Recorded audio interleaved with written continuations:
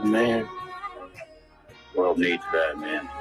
We keep the other bad men from the door. Some things are a matter of doing.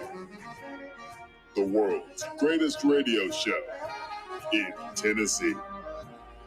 That doesn't sound right, but I don't know enough to dispute. And I was about to take advice from a clown who dives headfirst into the shallow end of the booth. It's Talk Sports with John Reed and Cody McClure.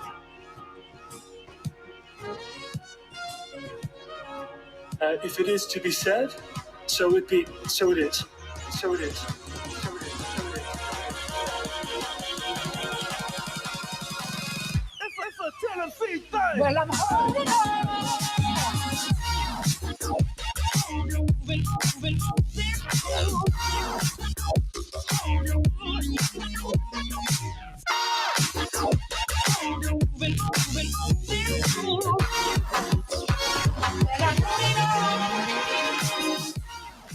Back in the booth, back on the airwaves, coming at you live from the White Claw Hard Seltzer Studios. John Reed, Cody McClure, Sam Beard, Bad News Bubba. The gang is all here. It is Monday, November 24th. It is Thanksgiving week. We're here, ready to go, at least for the next 2 days. Cody McClure, how are you, my friend? Oh, doing good. Doing good. It's good to be here. Good to be anywhere. A fine day here in our fair city. How about them Tennessee Vols? That's how I feel coming in. I didn't know this going into the game Saturday. I didn't know that beating a lifeless 3-7 Florida team, absolutely beating them down, would feel so good.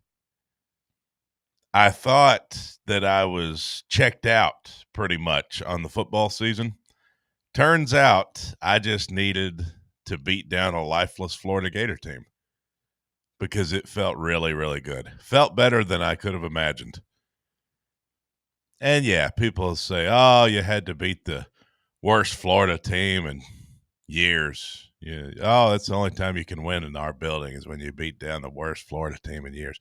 That may be true, but boy, it really still felt good. So great weekend the way that I see it.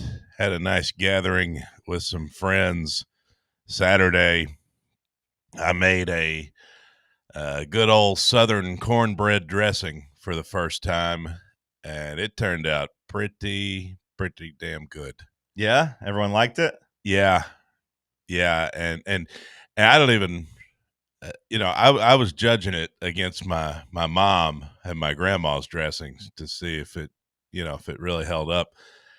I gotta say, I thought it was better than theirs. Whoa, did you tell them that? No, I didn't tell them that, but hopefully your mom's not up listening to this. Well, because, I seasoned it up just a little bit more because my mom said, she told me the key is she said, you got to, take it easy on the sage and the poultry seasoning. Don't do too much, which to me, I know means do a little more for my taste.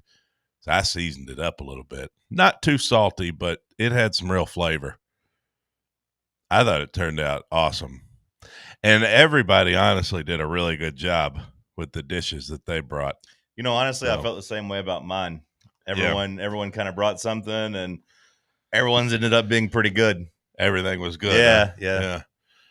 Well, that's good because, a lot of times those potluck type situations, there's always one or two that you might think are a little suspect. Can this guy really cook? Or this lady's got 7 cats, a little bit worried about getting cat hair in my dish, or this guy has 7 cats. I mean, who knows? And, but nobody, I gotta say everybody really did a good job. We had green beans, we had corn casserole, mashed potatoes, the whole 9 yards. Miles did a great job on the bird. So homemade rolls. My friend made homemade rolls. When do you ever get homemade rolls? So it was great. How was your weekend? Everything was good on my end, man. Everything was really good. Saturday was like I said, a good Friendsgiving and a Gator beatdown. Friday went to see Wicked. Thought that was pretty good. Sunday was a really good day in the NFL and the Hawks for me, which is why I brought you guys biscuits. Big dog eats over here. I let you guys eat. And up until Emeka Egbuka just absolutely laid an egg in a must gotta have it situation for me fantasy wise. So I was a little mad at him and Baker, which led them to not really have to feed Puka because Puka could have went out there and got 150 or 200 yards against those guys last night. And I needed both those guys to have good games. So I was a little salty about that going to bed, but otherwise it was a good weekend. Sam, top of the morning to you. How are you, my friend? Doing solid. Good weekend for me as well. Great win in the swamp. That was electric to watch there. Pretty sweat free. Friday night went to a little comedy show around town. And then Sunday, yeah, I'm with you, John. Good NFL Sunday. My team loses, but they look good against a good team. That's about as good as it gets for the Titans right now. Where was the comedy show? It was one of those don't tell ones where he's it's like just the random location. They hide them. You can't say nothing.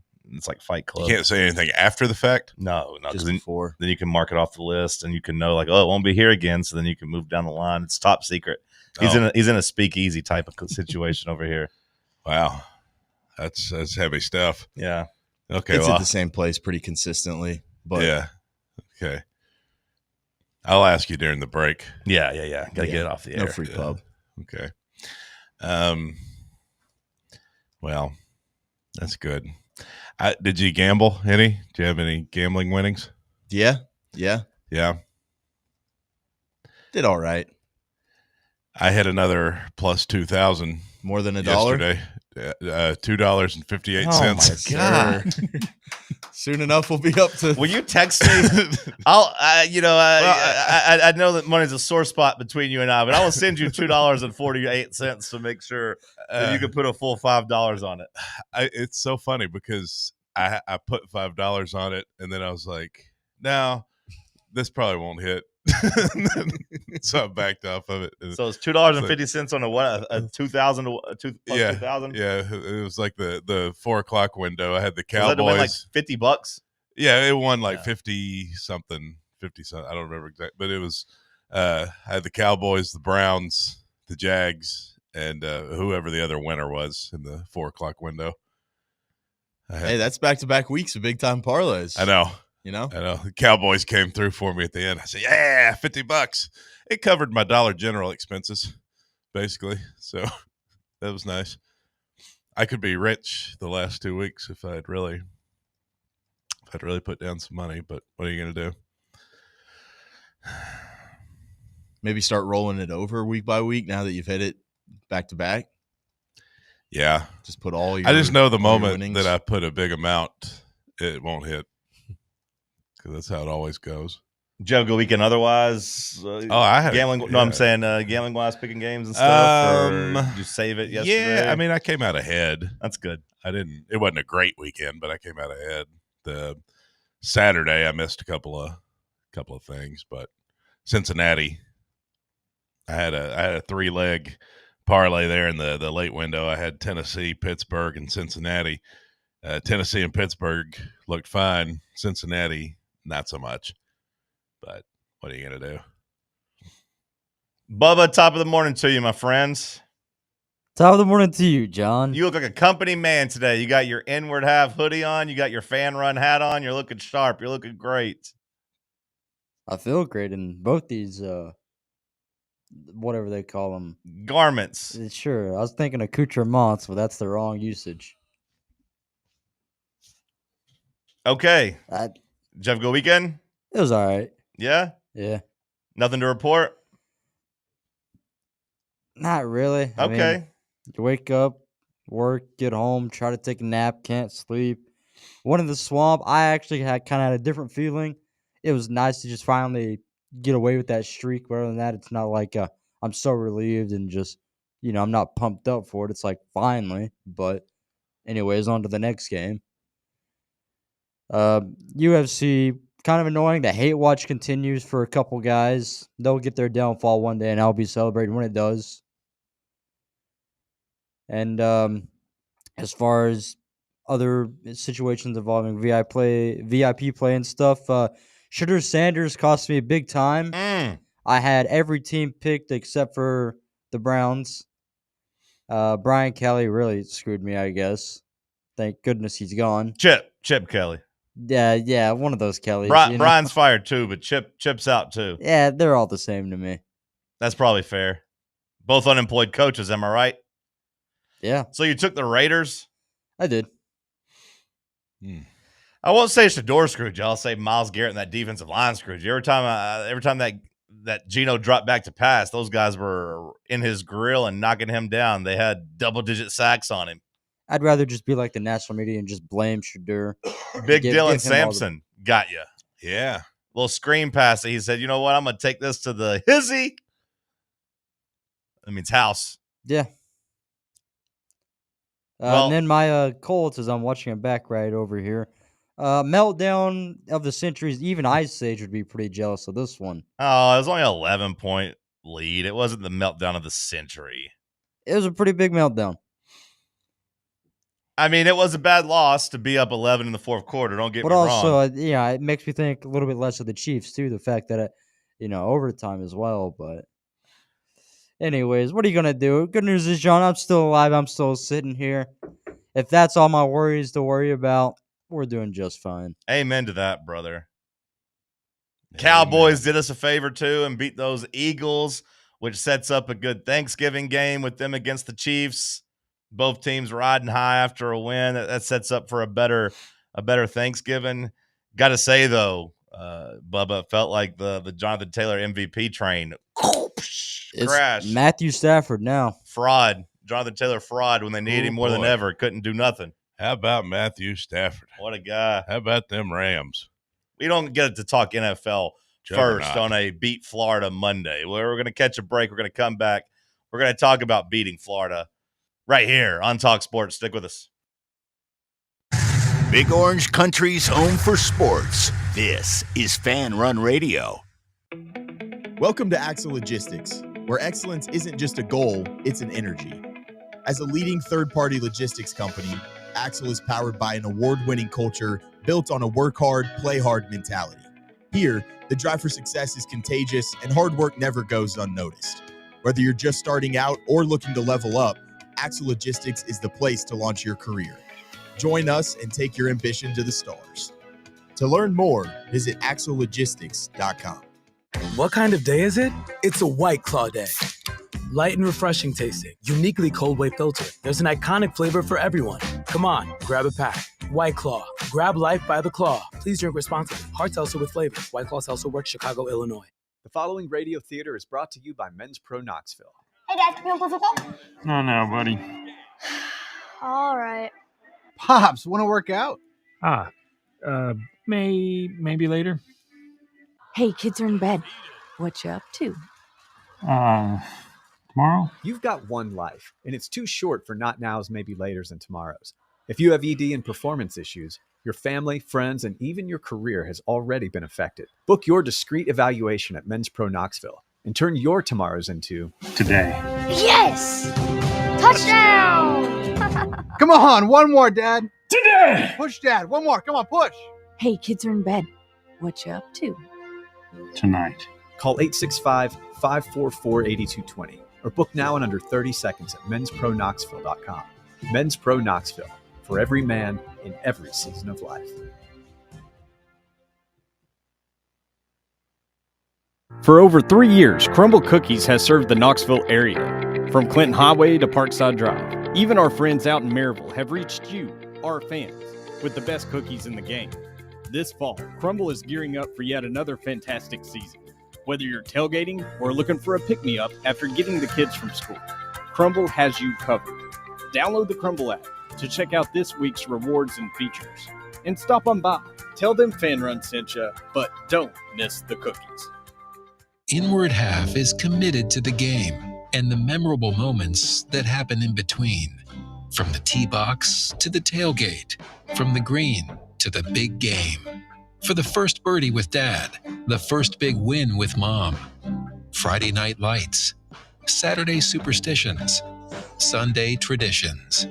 Fall into the comfort and unparalleled performance of Inward Half. This fall, enjoy the walk-in.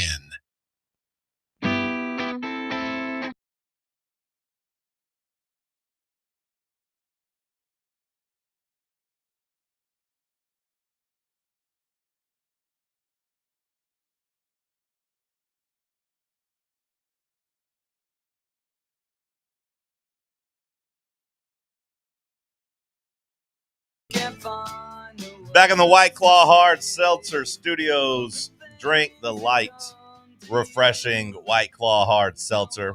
Pick up a 12-pack. Every time I get to enjoy a White Claw, I just think back to my college days when I had to drink those big, nasty straw burritos.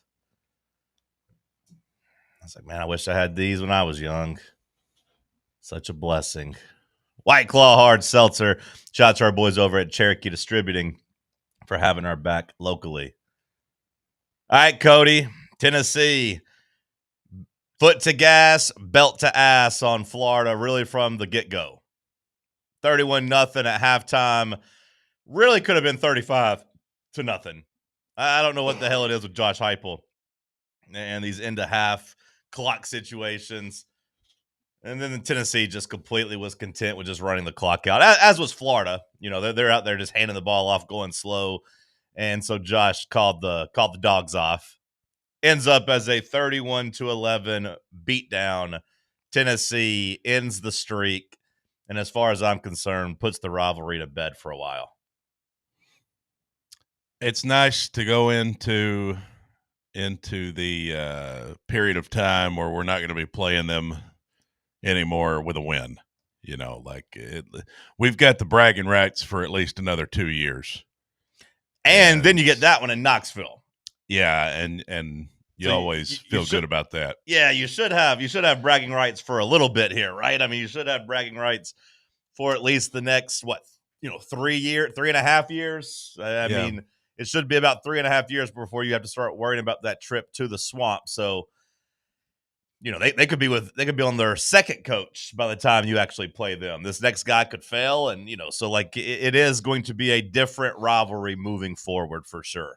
To be able to win 3 out of 4 against Florida and feel like you are firmly planted above them as a program, which you were already anyway, but you hadn't won in the swamp. You needed to get that monkey off your back, and you did it in dominant fashion.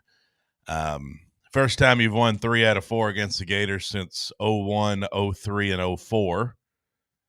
And, conveniently, that was, of course, the last time you won in the swamp was 03. So feels good, feels great. I mean, total beatdown. It was funny, as you're up 28-0 going into score at the half, everybody was just aggressively saying, "What the hell? What are you doing, Josh? Put it in the end zone." And I was telling my friends, I was like, you know what? I don't know why he's going conservative here, but I will take a 31-0 halftime lead at the Swamp. I'll take it. And then, the second half, you just completely just ran the clock out. Like it in some ways that felt better, as much as I wanted to keep scoring and really, really just beat their ass 52-7. It also kind of felt good to just be like, we won this game in the first half. We don't have to do anything. We can just come out here and punt, and you guys ain't going to do nothing. You suck. So I am not complaining at all, but I disagree. I wanted 49, 52. Well, I wanted it too, but I won't say it felt better. I understand what you're saying, that there was a nice piece about it. You guys are so beneath us, we don't even have to try. It would have been better if we had maybe put the bench in and was doing that, but we still had the starters out there. But you're right. It's nothing to be upset about. But no, I wanted just to absolutely embarrass them. But I understand why Josh Heupel didn't do it. And that interim coach probably didn't deserve that either. If it was a standing coach, If it was, Billy Napier, maybe, but that interim coach didn't deserve to be embarrassed. They got it bad enough over there. And then you also don't want emotions to fly and anybody to start getting cheap shots and anybody try to hurt anybody before the end of the season. So I get why you didn't do it. Yeah. But I found the second half to be pretty boring, which is good in this scenario. Like, yeah, the game was over in the first half and you could kind of celebrate and just watch. You knew you had the game won. It was just historically bad Florida team you beat, but it felt really good. I got to say the first half vibes felt about as good as I've felt all year. Other than watching us maybe take the lead on Georgia in the first quarter, being in Neyland Stadium. It would have been hard to have been higher than that, right? Where Joey starts 13 of 13 for 3 touchdowns, like yeah. That'll be number 1 on the season. But for you to score, the 4 first times you touch the ball, touchdown, 3 and out, touchdown, 3 and out, touchdown, turnover on downs, touchdown, punts. Like, it was complete domination. It was to the point where I thought my phone was broken or something because I didn't get any tweets at all about the defense. I didn't get anybody complaining about the damn defense for the first time all season long. Defense was pitching a shutout and the offense was rolling. That's a pretty good feeling. Yeah, that was it took 10 games before Tennessee played their best half of football and finally played complimentary football. But hey, everyone would have locked it in before the year that, like, hey, you're gonna go into the swamp and embarrass them, and you're gonna be up 31-0 at halftime, and you have a chance to go 9-3. Everyone would be like, okay, yep, lock it in, let's ride. So now we'll see this weekend if Tennessee can get to 9-3. I do think this team is better than where they're ranked. I do think this team dropped the ball against Oklahoma. I do think they missed a golden opportunity against Georgia. I do think without the pick 6, the Alabama game would have been a lot closer. That is all still true. Like, I do think this team should be in the playoff, and that the fact, or at least playing for the playoff this weekend against Vanderbilt, I do think the third loss being on your schedule is still bad. That's still a failure by this team. But I will say that a beat down in the swamp, and if you can beat Vanderbilt to go 9-3 at home, I do think the vibes this offseason will be where they need to be. Yeah. It was high coming out of the Florida win. People feeling pretty good. It looked like a playoff team on Saturday. It looked like some guys who deserved to have a shot to play for that postseason playoff, but unfortunately, probably not going to happen. You can boil it down to one kick, or you can point to other things if you want to, but it's a shame that they won't be in the playoff. But they came out with the right mindset Saturday, and that was nice to see. Sam, you called it a culture game. I think Tennessee answered those questions, right? I think Tennessee made a pretty big statement about how they felt about the school, their coach, finishing the job, all those things. Absolutely. I feel like even from like Josh Heupel's post-game little, questions with Holly Rowe there, I think you could tell that like that was a game that maybe even confirmed it to Josh Heupel. Like, I don't really know how my team's going to go out and respond in an environment like this with the season kind of, not really as much on the line anymore. And I think he was just a guy that was proud of his effort and knew that was a huge game, not only for that team, but, kind of for himself and that coaching staff to keep momentum going. So, yeah, I mean, you get the monkey off your back in the swamp, and now you just focus on ruining Vanderbilt's season and get to the offseason at 9-3 and hit the portal running for next year. It was one of those things that you look at and say, man, it's beautiful, but also a little frustrating seeing Ethan Davis out there be just a complete mismatch, because he's somebody that I think we saw flashes last year and hoped that we would see him take a big step forward this year. And it didn't really happen until, I guess he scored against Kentucky, right? And then he had a couple big catches against Oklahoma. But that guy's a freak, man. Like that guy's a mismatch. As bad as Kitzelman's been this year, like I do wonder what would have happened if Davis could have been actually like out there as a first or second option at tight end. If our season on the line against Oklahoma, the fourth down didn't go to, Van Dorsely, or like if you'd have taken advantage of Ethan Davis. But does make me excited. Maybe another pass catcher you can add into the mix next year as he finishes strong. I thought he was awesome. Bishop had a nice game. Felt like he was running all over him. Star Thomas had a nice broken run down the sideline where he was running all over him. And we just, it felt good to just watch us just keep grinding away on offense too. And I just kept saying, these boys don't want it. That's the Florida team. They don't want to be out there anymore. We have broken their spirit. Speaking of breaking spirits, I think we talked about it against Ohio State last year. We had that one penalty on the first drive that I feel like did kind of change the trajectory of the game. Florida probably feels the same way. They have that big long pass on their first drive, get called back with a holding, and instead of setting up inside Tennessee's 30, it's a 2nd and 24, and the drive's over, and that then it's basically 14-0 before they touch the ball again, and we talked about it on Friday. Thought that if Tennessee jumped out early, they'd quit, and that's exactly what happened. That was a team begging for a reason to be put out of their misery, and Tennessee gave it to them in the first quarter, and they tapped out after that. Continuously seeing the crowd reactions of the surrender Cobras. That was satisfying. The guy putting the shirt over his head and watching the guy take his Tebow jersey off. Yeah. God, that was just incredible. The Trump pin on the Tebow jersey getting ripped off. The guy looking straight out of like Philadelphia or New Jersey screaming, "What are we doing?" And you just know he's from up north and decided to come to Florida for whatever reason. He's realizing he's wasted his prime. And then them just reaching such a point of rock bottom, being down 31 to Tennessee at halftime, where they start pulling the Oklahoma State.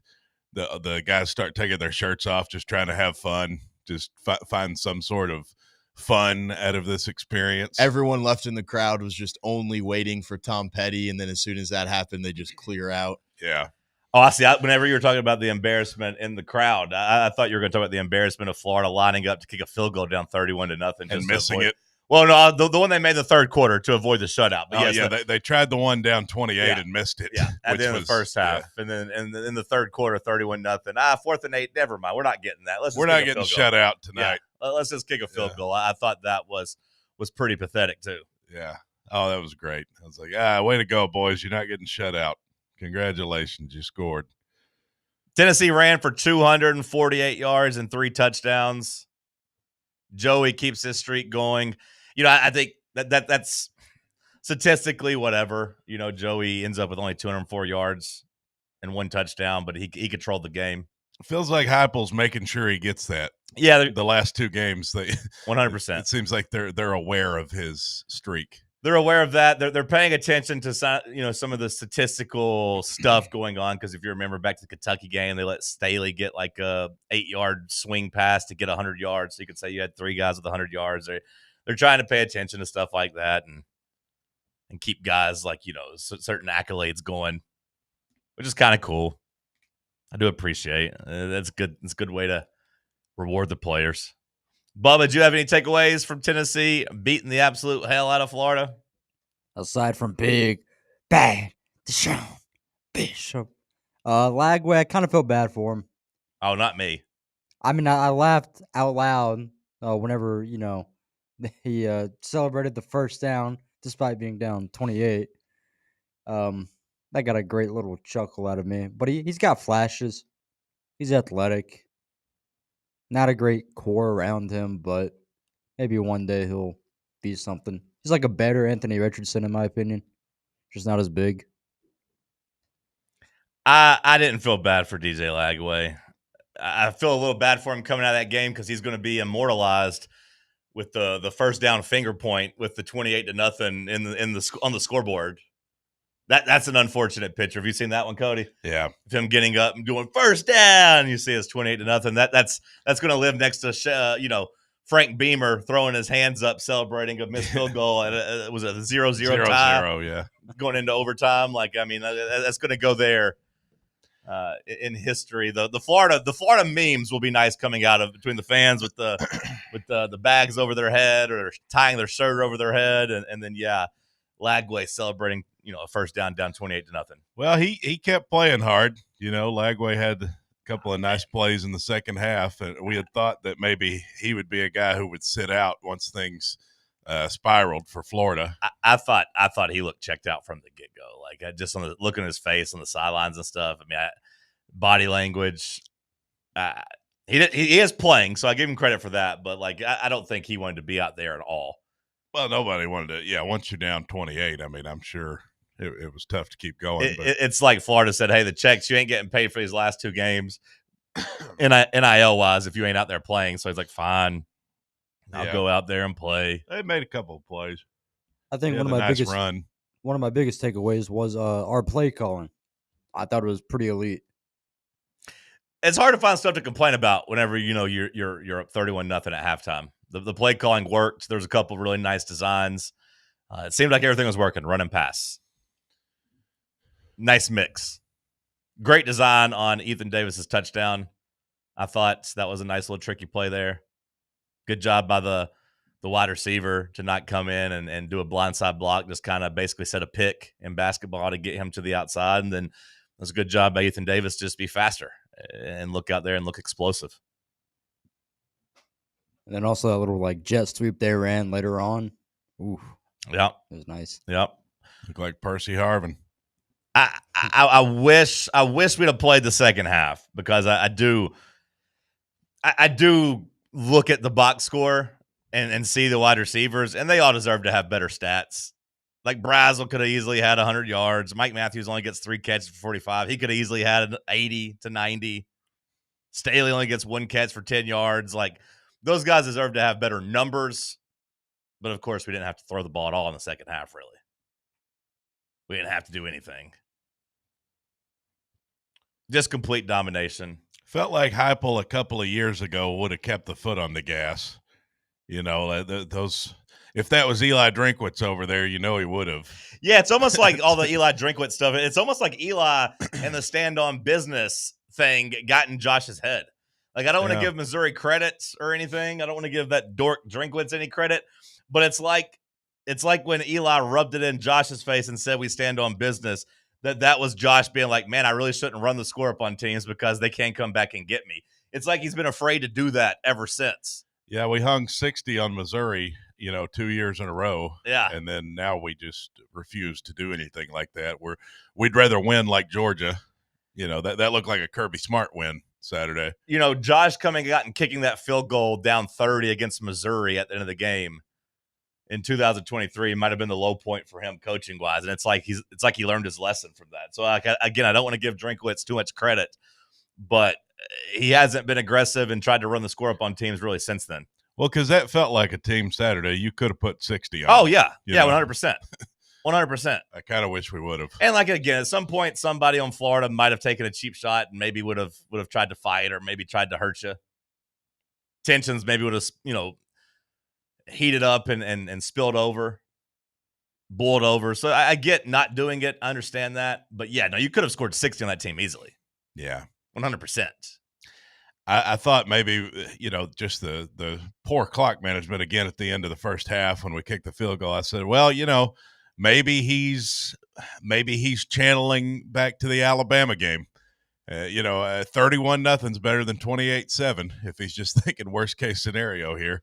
Well, there is something to that too. The other way. Yeah, don't give the team life, but it was frustrating watching it. But then you're like, okay, why am I upset? We're up 31-0. Well, that's why I said my friends were like, "What are we doing? What are we doing, Josh? Put the foot on the throat." I was like, 31-0 at the half. I'll take it. 35 would have been cooler. Yeah. 35 would have been cooler. It would have been. Sam, any other thoughts? Would have been cool to have seen Jake Merklinger get a passing touchdown against Florida in the Swamp. Just to really rub it in. It would have been a good moment for that guy as he's at MTSU next year. Career highlight. Just have him something to hang his hat on, tell his kids about later. Maybe he'll go back to Kennesaw State with Jerry Mack. Possibly. The Florida allure to me is gone now. The the rivalry. Like I said, we could kind of put that to bed. The SEC has taken it off the schedule. They don't seem to be a team worth obsessing over. Like I did hate last week how everyone was still giving them credit, still being terrified. And I get it, the scars. Like I've watched a lot of them. But like Russell and Bear, Bob, the way they were talking, just terrified of them. Like hopefully that mindset could kind of go away a bit now that you've beat them in the swamp and like they don't have anything over you anymore. It's like Pennywise, spoiler alert, when they realize you can just roast the clown and then he'll shrivel up. Like it's kind of how I feel about this Florida team now. Like it's just kind of a figment of your imagination. I say figment, a pigment of your imagination. I think it's figment. Okay, well I said it, then I got nervous. A figment of your imagination. That's kind of how I feel about that Florida team at this point. That Florida program. Now, maybe they got a big surprise for everybody at the end of the week and they get Lane Kiffin, but it feels like they're not getting Lane Kiffin. It was nice to see failed presidential candidate Ron DeSantis tweeting through it, saying that this is rock bottom for the Florida football program, as they know they're not going to get Lane Kiffin, and Tennessee's just beating the absolute hell out of them. Brandon Spikes tweeting the same thing. Like, what the hell is happening? That's pretty nice. I love that. I hope Tim Tebow was watching. I hope Aaron Hernandez was looking up from hell, seeing that. Urban Meyer there in person. It was good that Urban Meyer was there in person. Steve Spurrier. Yeah. What in the hell's happened to us? I'd say Steve Spurrier might have been rooting for us. Good Lord, look at that. What in the world? Steve Spurrier might have been happy for us. I can't imagine this. To me, the rivalry part of it, the lore, as you call it, that's not dead. Like to me, it's always going to feel good beating Florida. Sure, it's going to feel a little better beating Florida to me than it does other teams. Just because I know that history's there. Sure, like beating Florida is always going to feel more important than beating Kentucky. I'm just saying, next time when they come in with 4-5 or whatever their record is, wherever we play them on the schedule, and they're just an unranked, struggling team. Like, I hope the whole boogeyman thing is gone. Well, yeah, sure. But maybe they'll be good again someday. I mean, who knows? Yeah, I mean, 10, 15 years from now, if they've gotten it fixed, like, sure. Maybe we can get back to, like, oh, remember when it was a good rivalry? Sure. But, like, I'm just saying I hope everyone just quits giving them special attention. For God's sake, we had people scared of a 3-win team. Mm-hmm. Talking about how they were going to beat us. Well, I mean, hell. Talking about how they were going to move the ball up and down the field against us. Blah, blah, it blah. It wasn't just us, though. I mean, the line was, 3.5? Sure. Covered with ease. Sure. I juiced it to 6.5. That felt good. It was a nice little hit. Nice. Yeah. Good job by you. Should have went like 20 or 19.5. Yeah, 20 would have been a push. 19.5 would have been nice. I don't think they would have let me juice all the way up to like 17.5, though. We'll continue the conversation. We'll take your comments. Post with us on Fan Run TV. We're off and running. Got a big thing we're going to do for the Rutgers game at 1 o'clock. We're going to do a little watch along on YouTube. So go like the channel, go subscribe, turn your notifications on. We got some midday basketball at 1 o'clock. You can hang out with us while we just sit around and talk ball and watch it. We'll get to your comments next. Let's talk sports on Fan Run Radio. Can't get enough Fan Run Radio? Download the free Fan Run app and take the best Tennessee sports conversations with you wherever you go.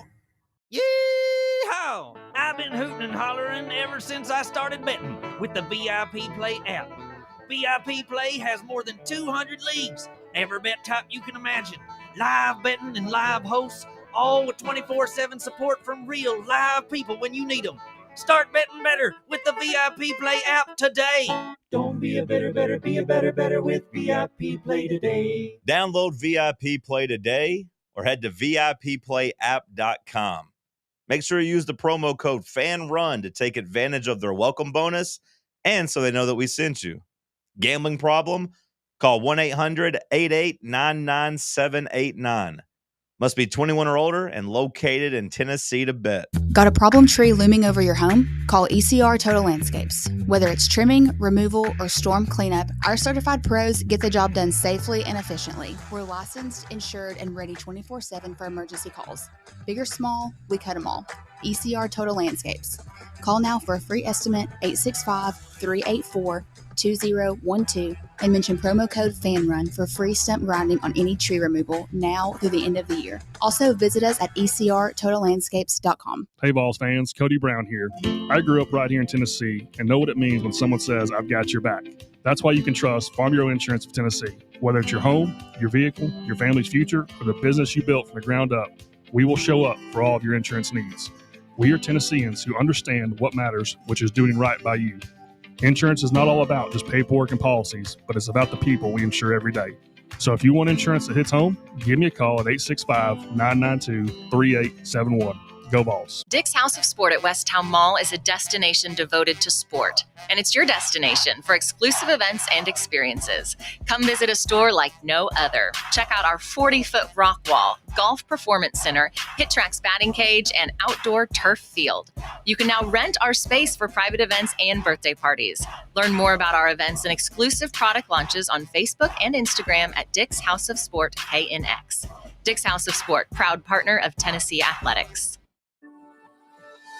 Are you tired of spending hours on laundry and ironing? Let Crown Cleaners handle your dry cleaning so you can handle your business. Our expert team can take care of your clothes, removing stains and wrinkles like they were never there. Whether it's your best suit or everyday attire, we handle it all at Crown Cleaners. Say goodbye to laundry stress and hello to extra free time.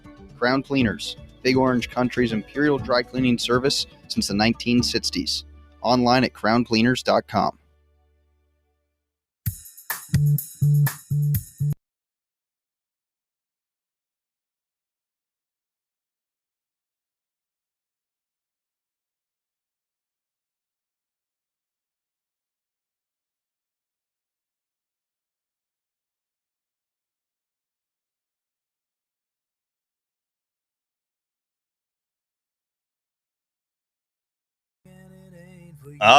Run off to LA. That's what Cody's going to do this weekend. You excited for your trip? Yeah, weather looks to be pretty good. No surprise.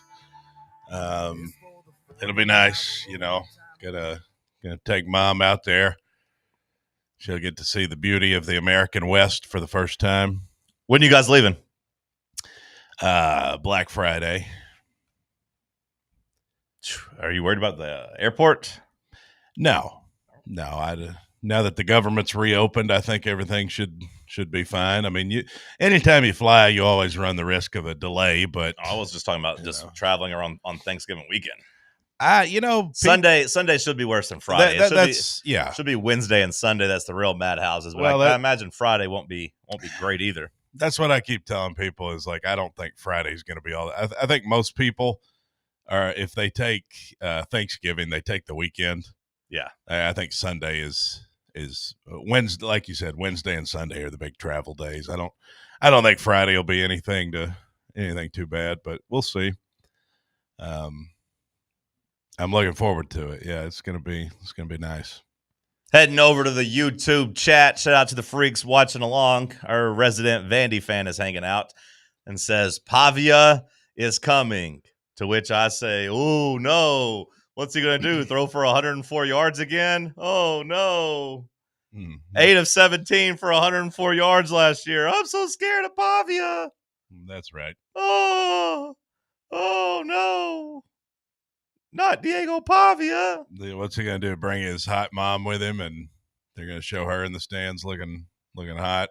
Bubba's over there barking and clapping like a dog. Can't wait to see the Pavias out and about on a Saturday night. You better be careful talking to the brothers. They're bad news. Oh. You better leave the brothers alone. I know a little something about bad news. Well, that is true. Touche. Theo Vaughn won't be in town, I can tell you that. I bet he will be. He might be. Yeah. I bet he will be. He's been to a handful of Tennessee games. It's a good chance he'll be here. That was a shameful. I'm not here to shame a woman. Do whatever. But I found the mom with the leg up, drunk. At your son's collegiate football game? Blowing kisses, like basically kissing the camera. Like I found that to be pretty low class. Like, you I'm not. wouldn't see Lydia Aguilar behaving that way for sure. She brought out Theo Vaughn as like Diego Pavia's dad for senior day. Like they brought him out to go hug Clark Lee or whatever, and she's just bringing Theo Vaughn with her. Is Diego's dad in the picture? I have no idea. I've never seen him. I've never seen him. Yeah. So. I was gonna say I wouldn't find that funny if I was him, but I guess he's not in the picture. I also don't think they're really doing a bit. Like when I see that woman with her leg up on the side eating up the attention, I could see her having sex with Theo Vaughn just for the bit. Well, she definitely has. Yeah, just for the bit. I mean, that's 100%. Again, I'm not here to shame women. Have fun. I drink when I go to the game. I'm here to shame Theo Vaughn. Well, they need to really consider how they treat Theo at Tennessee after we rolled the red carpet out and he's running around with Vandy. Mm-hmm. But I did find that to be pretty low class. But yeah, I don't know how you guys feel here on this Monday morning, but I'm not really afraid of Diego Pavia. No, I'm not afraid of Diego. I mean, he's really going to be fired up to play Tennessee. Sure. It's a game they've had circled. They especially after the way he played last year against Tennessee, he wasn't very good. And he thinks he's some sort of Heisman contender I give him credit for memeing his way into the conversation. He has memed his way into the conversation. And the garbage time against Texas, where he was able to kind of pad some stats as they're trying to come back from 3 scores down. He ends up with pretty good numbers there just when you're looking at the box score. Like, wow, 4 total touchdowns and 400 yards. Good job. That's a good game. Against Auburn, same thing. He had almost 500 total yards and 4 touchdowns. That was a good game against Auburn. And against Kentucky, they really tried to run it up for his numbers. So, if you just look, he's had a rushing touchdown in 5 straight games? That's pretty solid. He's thrown for 11 touchdowns and 1 interceptions over the last 3 games. Like, he has memed his way and taken advantage of some opportunities to put himself. I think he's in the top. I want to say he's 3rd, maybe 4th in the Heisman gambling odds. So it does seem like he is going to get an invite to New York if he doesn't crash and burn inside Neyland Stadium. I expect him to have a better game than he did last year. I mean, it'd be hard to be worse than he was against Tennessee last year. I hope our defense comes to play and comes out and has some vigor, forces a couple of turnovers, and gets him in a bad spot. I think he'll have some numbers against us, whether that be garbage time or whatever. He'll have a better game than he did last year.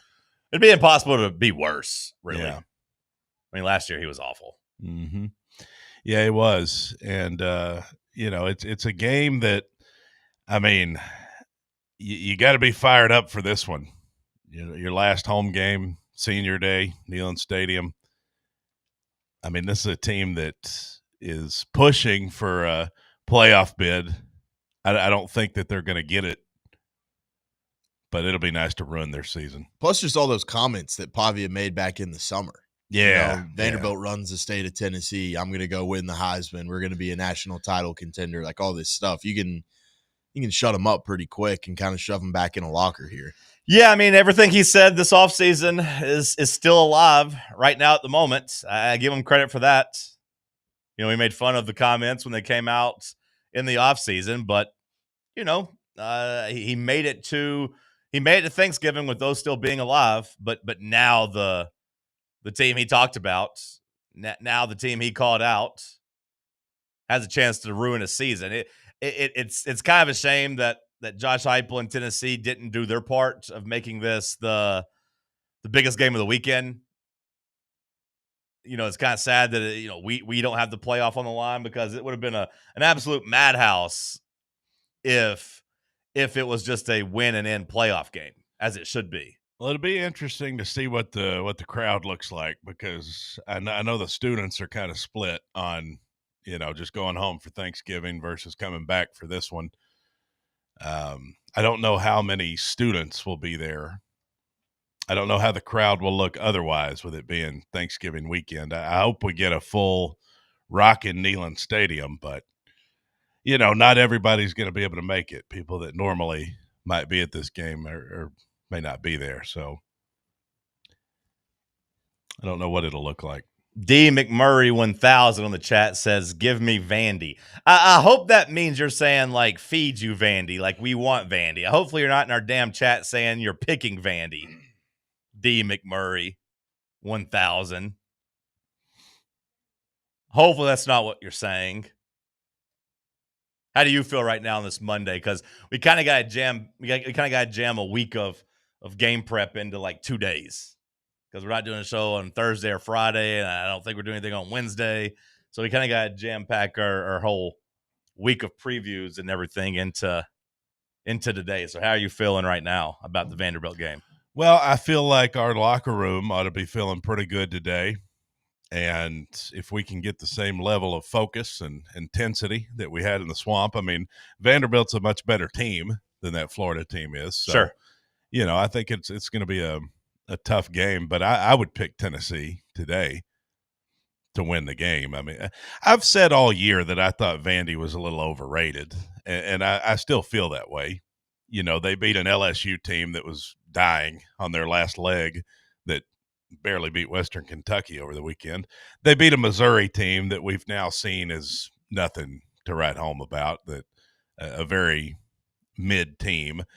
They took advantage of a schedule where they got to play some quote-unquote big games at home. And, I mean, when you go through it, what's Vanderbilt's best win? What have they really done that makes them stand out? They beat South Carolina on the road by 24 when South Carolina was 11. Obviously, we know South Carolina didn't end up being a good team, but I do give them a little bit credit. They were dominating that game, or they were up in that game before he got. They were up, but their quarterback went out and it spiraled. Yeah, I thought what they did against Alabama was pretty impressive, despite giving up the last touchdown. I thought if Pavia actually played better, they would have beaten Alabama, but Pavia kind of let them down. They played Bama tough for 3 quarters. Yep. I give them credit for that. That may be their best job of the year. LSU, Missouri at home. We talked about that, but won both those by touchdown. Got blew out by Texas for 3 quarters, but came back and lost by 3. Auburn in overtime at home. And then, you know, they beat down Kentucky on Saturday. So, yeah, what they've done has left something to be desired. That's fine. I don't disagree. Tennessee is what best team on their schedule? Like, when you look at everything that they've done, I don't think Tennessee's better than Alabama. You could argue about Texas. I mean, it's either second or third. We should be their second or third toughest game. Yep. They lost their first 2 toughest. You know, it does kind of suck for Vandy. You didn't talk about their home games, and that's right. But, like, if they miss the playoff and they lose to us, it will be because they had to go to Alabama, Texas, and Tennessee all in the same year. Mm-hmm. And that's a pretty tough draw. Yeah. Yeah, but the rest of the schedule is a pretty good draw. So, no, it is. You know. It is. But, like, especially if South Carolina was as good as they're supposed to be, like, they could say they played at number 11, at number 10, at number 20, and at number 20. Like, 4 top 20 matchups on the road. Yeah. Just at the time they're ranked. That Texas team beating them down the way that they did, I know they came back in the second half, but watching that game felt to me like it's like, okay, this is what this should be. It was 34-10. The team with the better talent at home. Yeah, going into the fourth quarter, it was 34-10. A clear talent advantage, a clearly better team playing at home, clearly focused against an inferior opponent is what that game felt like to me. And I think that's kind of what our game should be like. Well, Texas was still alive for the playoff when they got them at home. So I do think you'll get a more motivated Texas and you got a motivated Tennessee. I would think, or at least equal.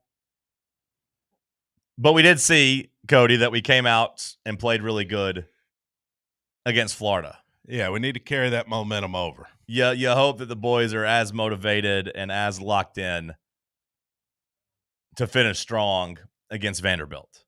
We strong. But Vanderbilt unequivocally, inarguably has more to play for. It's the biggest football game in Vanderbilt history. At least of like the last 70, 80 years. I mean, I don't know. Maybe if you went back 100 years, you'd find a bigger one. But this is the biggest game in modern Vanderbilt history. You know, we talk about history, and how history affected the Tennessee-Florida series, everything that had happened before.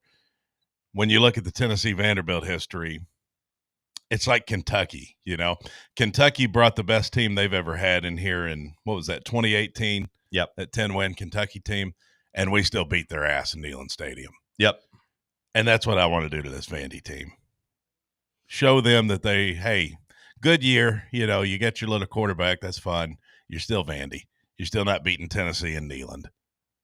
Not when we have a pulse. Something to me with Vandy, too, is like you look at when they've played a quarterback with like a pulse, they've just gone out there and absolutely lit it on fire. Like I think Joey Aguilar and these receivers have the chance to just kind of torch them. Tennessee's got more talent. And hopefully Tennessee has enough motivation. It's another one of those culture games. Not as big of one as it was against Florida going into the swamp, but it's another one of those that, like, you got to win this one and continue the vibes. Shut Pavia up, not have a team celebrate on your home field, senior day, all those things. It'll be fun. Like I said, the biggest Vanderbilt game in history. It is kind of a shame that Tennessee didn't do their part of making it a playoff game. Hour 1 in the books. We'll kick off hour 2 with some headlines. We'll talk some NFL. We'll talk some college basketball. Will Warren going to join us at 9:20 to preview the Players Era Tournament in Vegas. Stick with us. It's Talk Sports on Fan Run Radio. The flagship station for Tennessee football. Fans. Fan Run Radio. Running a business, coaching a team, planning your next big event, you need more than just gear. You need SM Athletics and Logo Solutions. Custom uniforms, branded apparel, promotional products, done right, done fast, and built to show off your brand with pride. From local businesses to high schools to major universities, SM Athletics is trusted by winners. Get real service, get real quality, get noticed. SM Athletics and Logo Solutions, where your brand comes to life. Visit smathletics.com and let's build something great together. Are you thinking of buying a home but don't know where to start? Well, call VFL Josh Travis, your local mortgage expert with Foundation Mortgage, based right here in Knoxville. Whether it's your first home or your forever home, he'll keep the process simple every step of the way. To get started, visit mortgagebrokerjosh.com or call 423-312-9777 today. Foundation Mortgage Company, LLC is an equal opportunity housing company. NMLS number 1387311. Barley's has live music on weekends, general team trivia on Wednesday nights at 8 p.m., and now live sports trivia courtesy of the Knoxville Trivia Guys every Thursday night upstairs. The game starts at 7 p.m. and is free to play for everyone, so head on down to the Old City and show off your sports knowledge and win gift cards to Barley's. Use those gift cards to buy some delicious food and drinks, and you can take it all in with their wide selection of TVs and indoor projectors. Barley's Tap Room and Pizzeria. Dick's House of Sport at Westtown Mall is a destination devoted to sport, and it's your destination for exclusive events and experiences.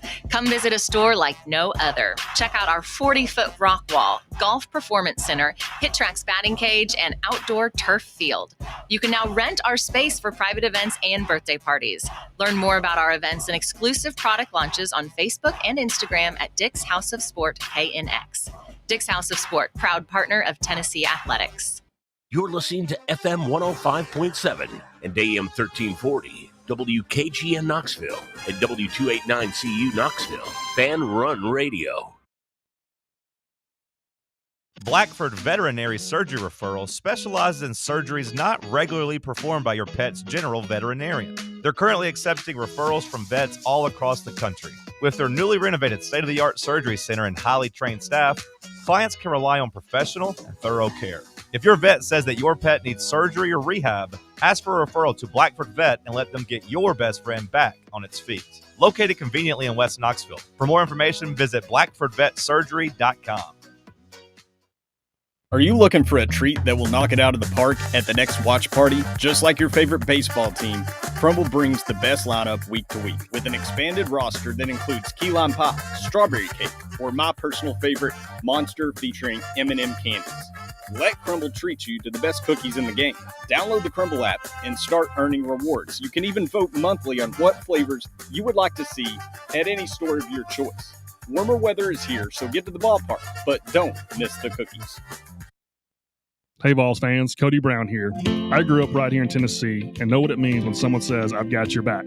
That's why you can trust Farm Bureau Insurance of Tennessee. Whether it's your home, your vehicle, your family's future, or the business you built from the ground up, we will show up for all of your insurance needs. We are Tennesseans who understand what matters, which is doing right by you. Insurance is not all about just paperwork and policies, but it's about the people we insure every day. So if you want insurance that hits home, give me a call at 865-992-3871. Go Vols.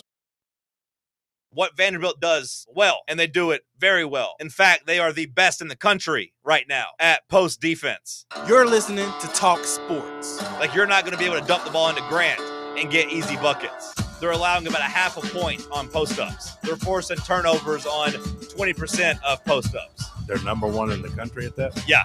Airing every day from 7 a.m. to 10 a.m. This might not be a Grant Williams game, I guess is what I'm saying. I'm preparing you for Grant Williams not being able to go off.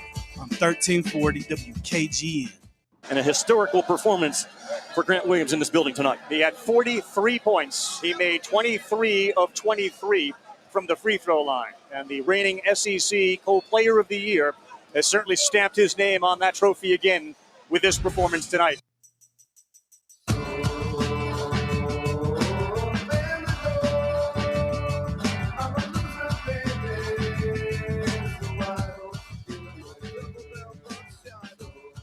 Hour number 2 kicking off here in the White Claw Hard Seltzer Studios. Oh, look at that, Sam. Me and you, twins. Both with our inward half quarter zip hoodies. How about that? You look handsome over there. You do too. Thanks, man. And if you want to join us and be a part of our throuple, go to inwardhalf.com and buy you a nice quarter zip hoodie. Inwardhalf.com. Enjoy the walk-in. Hour 2 headlines. Cody McClure, Collision Course. Right now. Thank you, John. Dan Wetzel says Lane Kiffin's decision is coming Saturday. He better win Friday. As the drama at Ole Miss drags on, there's a game to play Friday, and the pressure on Kiffin to win will be overwhelming for the Egg Bowl. I don't think it'll be overwhelming at all. I think I'll be a man working his last day on his 2-week notice. Ain't no pressure on a man working his last day of a 2-week notice. I mean, there will be a lot of drama this week, a lot of distractions for the Ole Miss football team. Yeah. You think they might be in trouble against Mississippi State with all Sure. those distractions? Sure. I mean, I think when a team knows their head coach is leaving, that puts a distraction. Now, you hope that they're focused enough to beat a bad team and that the players can, galvanize and rally behind a greater good and kind of a bleep Lane Kiffin mentality. Do you think he's told the players?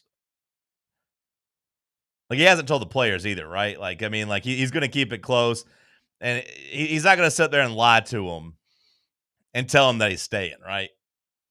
The fact that they're saying the decision's coming Saturday, like, to me, that means it's LSU, right? Because otherwise, why wouldn't he tell the team? Why wouldn't they have this big moment and remove the distraction? And instead of having a weird, tense week, why wouldn't they make it just a big celebration of, hey, we're keeping our coach. Let's go beat the hell out of Mississippi State and let's go win a championship. Yeah. To me, the fact that there's an announcement coming can only be bad news for Ole Miss. Right. Unless he's just trying to play it up, play up the drama. You know how Lane is.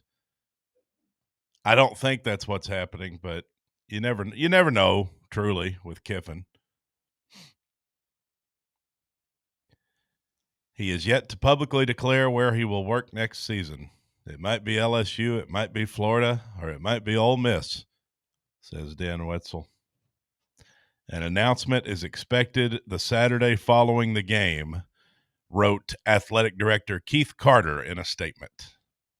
Yeah, like I said, to me that means that he's out of there. An announcement on Coach Kiffin's future. Yeah, I mean, I don't know what else that could mean. Unless they're just doing a whole PR thing. No, so you can't you can't risk the distraction because if they're doing this whole big PR thing and then he loses the Egg Bowl, the fans are going to be mad about that. I mean, sure, they would be happy about keeping their coach on Saturday, but I imagine it's going to be he's not going to get booed. Is he like in his own game? Which I mean, he might. The game's in Starkville, right? Though, like it's at Mississippi State. Well, it's at Mississippi State, so I guess they don't have to worry about being in front of the home crowd. There'll be a lot of Ole Miss fans there, but you know, it won't be the home crowd technically. Just down the road. I don't know, man. I mean, he's drawing this out, making it dramatic is kind of but I don't know how you handle this though when you've got a team that's set to go to the college football playoff. What happens with Ole Miss if Kiffin, like if they win the Egg Bowl Friday and then they announce Saturday Kiffin's leaving? What does the playoff committee do with Ole Miss?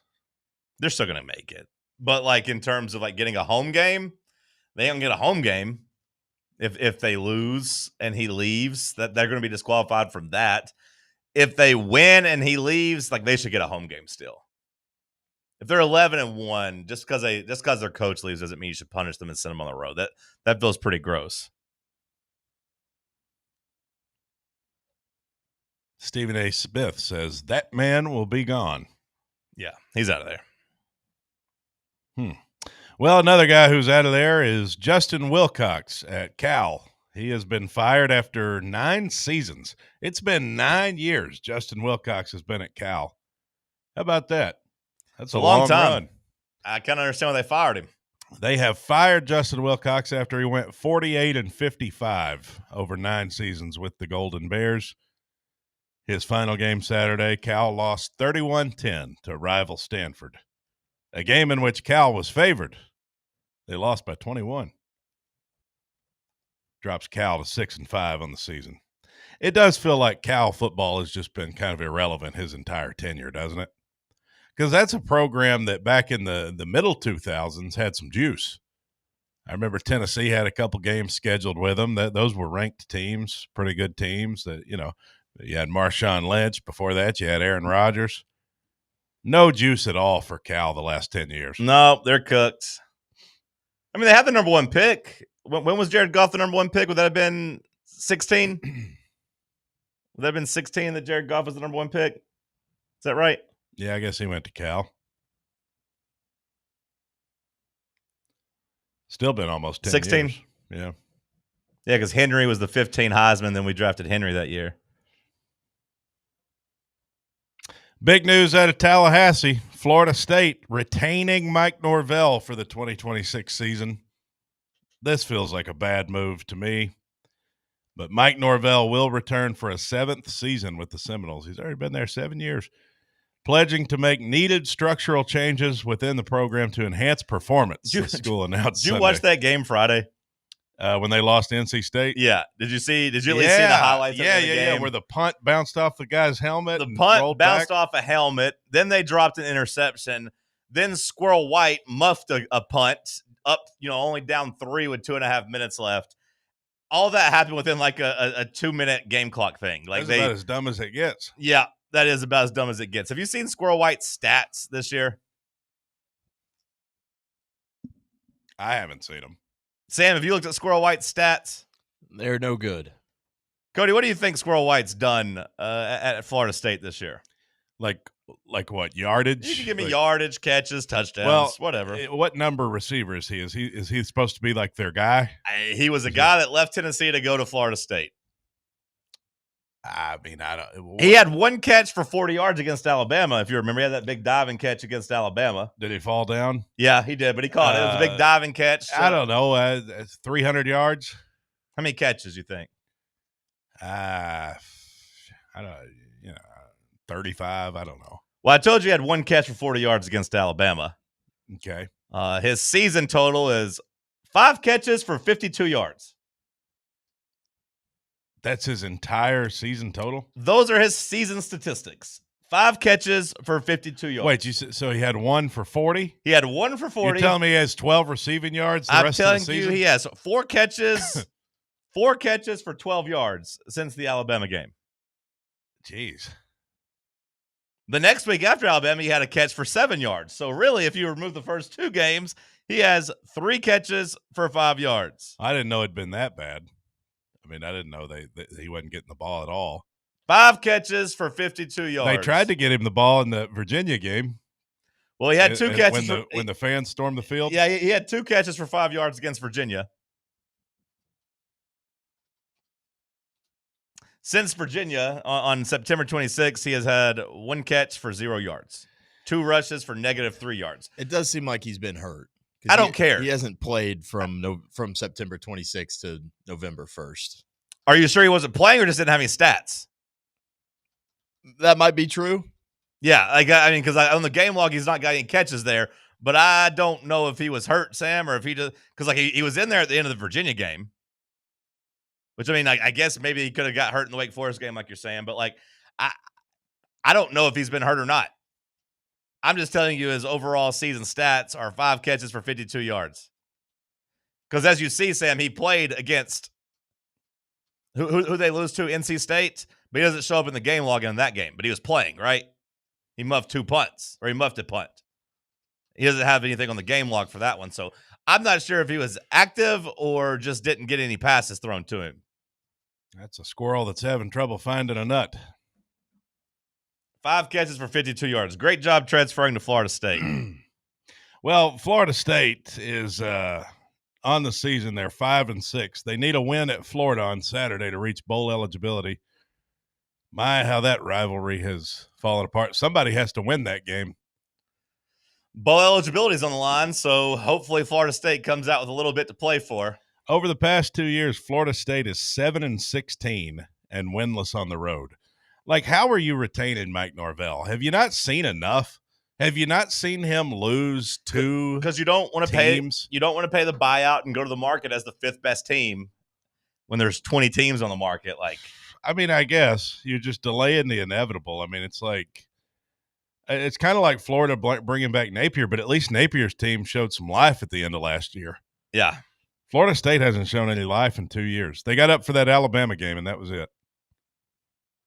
But they are bringing Norvell back, I guess, just to fire him next year. Well, we had a Georgia offensive lineman arrested. Please let it be a traffic incident. It was. Backup offensive lineman Nair Daniels facing more than a dozen charges, including 3 felonies, after he tried to flee from police on Sunday. Yeah, no, he's cooked.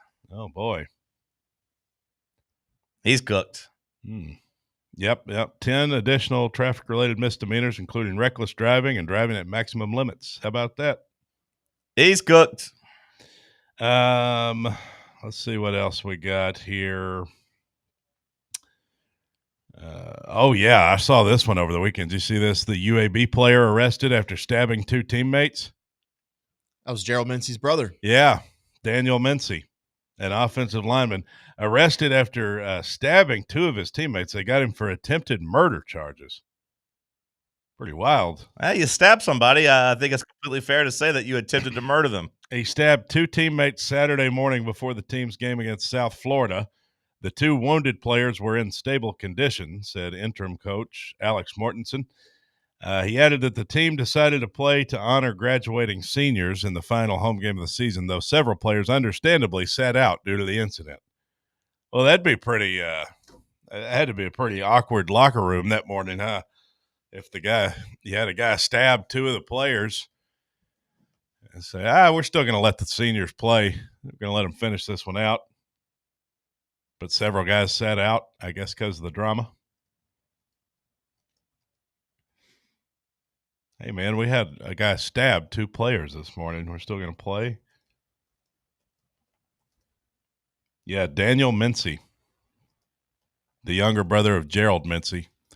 What if that happened in the SEC?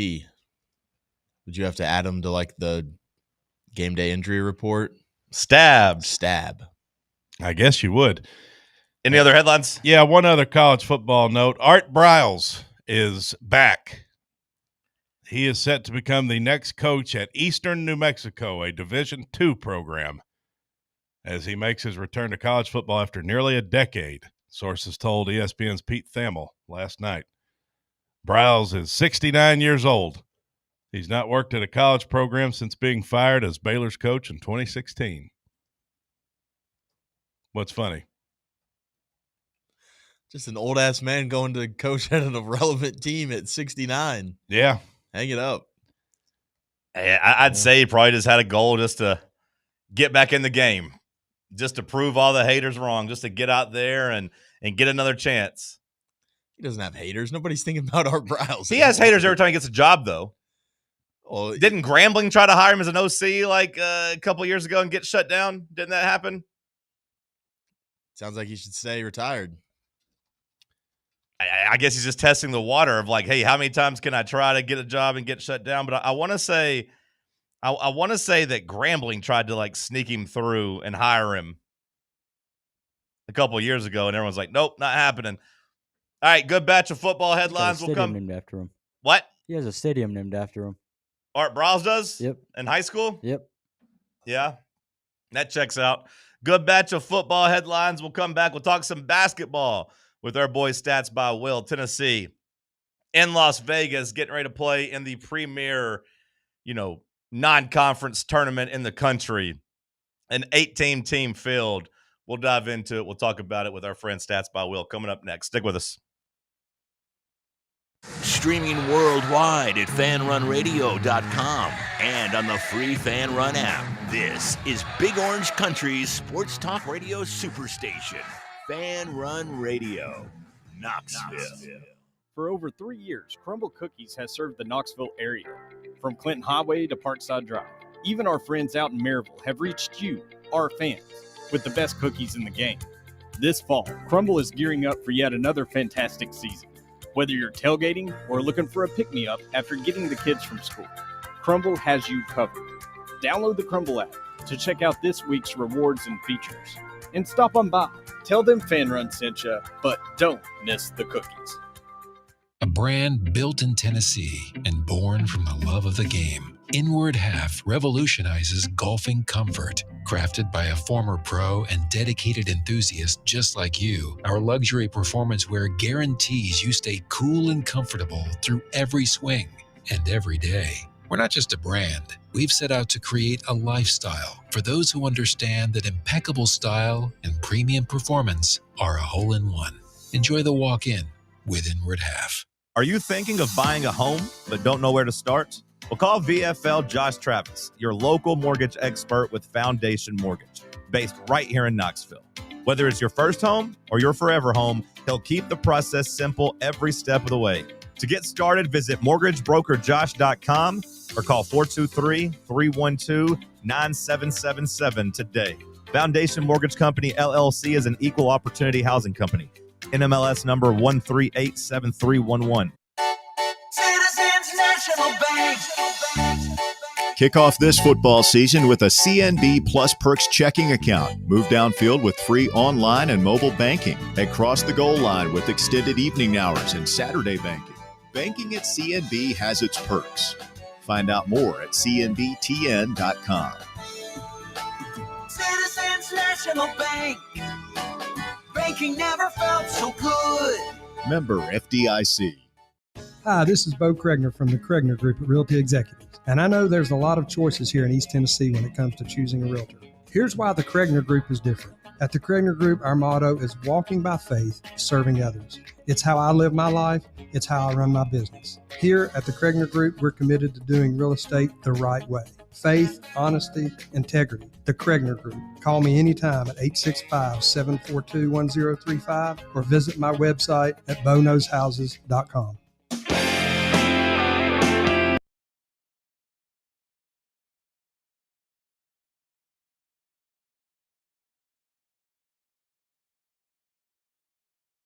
The official beginning of college basketball season here in Knoxville, as far as I'm concerned. The preseason is over. Tennessee's non-conference schedule begins today out in Las Vegas at the Mandalay Bay. Let's talk about it with our friend Will Warren. Stats by Will, basket under review. Will Warren, top of the morning to you, brother. Top of the morning to you. Good to see you. Great win for the Vols over the weekend. Great day and week of basketball ahead. And yeah, looking forward to it. This does kind of feel like the unofficial official start of hoop season, especially with Tennessee's schedule. How do you feel Tennessee has looked in their non-conference preseason tune-up games? Totally fine. I think that Barnes and crew have really used this as experimentation, I would say. I think it's been good. So I did look it up coming into this. They've played 67 unique lineups in those 5 games, which is a crazy high number. But it just kind of goes to show you they've been using those, trying to figure out who works together, who doesn't. So I haven't been as concerned with, there have been years past where Tennessee was a little more defined coming into these games, and you'd beat an Alcorn State by 45 or whatnot. And this is a lot different to me. I think they're still trying to figure out what they've got, but I felt like they've been fine, and I've been really impressed with them on the boards in particular. Number 1 coming into today in offensive rebounding. Yeah, that seems to be the strength of the team, the front court depth, the rebounding. How much of that do you attribute to just playing undersized teams that don't have the bodies to match up with Tennessee, and how much you attribute that to just Tennessee's success and their bodies down there and their players? Little A, little B. So I have, some of this is just your competition. North Florida in particular could be one of the worst teams Tennessee plays all decade. They're in a real year 0 situation. But Mercer is pretty scrappy. Rice should be a factor in their conference, at least to some extent. Northern Kentucky, the same. I don't know that you're really going to learn much today. This Rutgers team, I would argue, is the worst Power 5 team. Honestly, a little luck of the draw there for your team. But you will really learn tomorrow against Houston how real or how not real that rebounding edge seems to be. Yeah, it seems like Tennessee got beat up by Houston in the Elite Eight and kind of came back with a roster and a new mentality to try to match up with that physicality, to try to match up bodies and length and strength.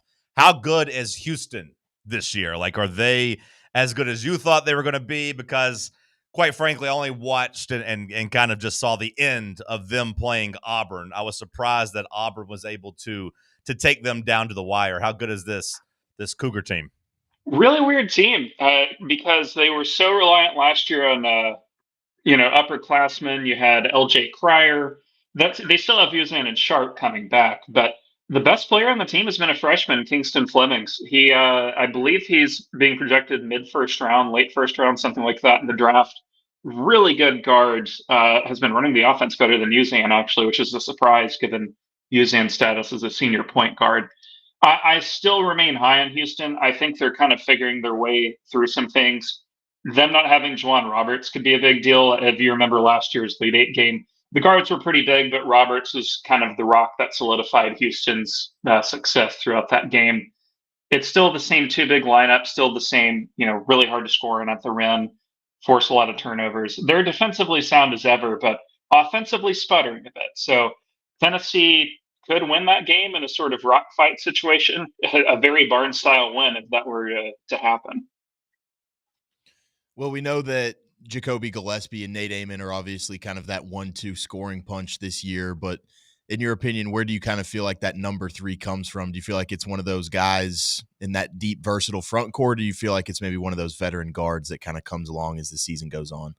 Well, my pick was Estrella prior to this injury, and I think that's still totally feasible. He'll come back here in a week or 2, I would assume, but I think it's going to be a rotating cast for number 3. There's going to be some nights Rock Parra goes off. I won't be shocked if Kate Phillips has a few big games.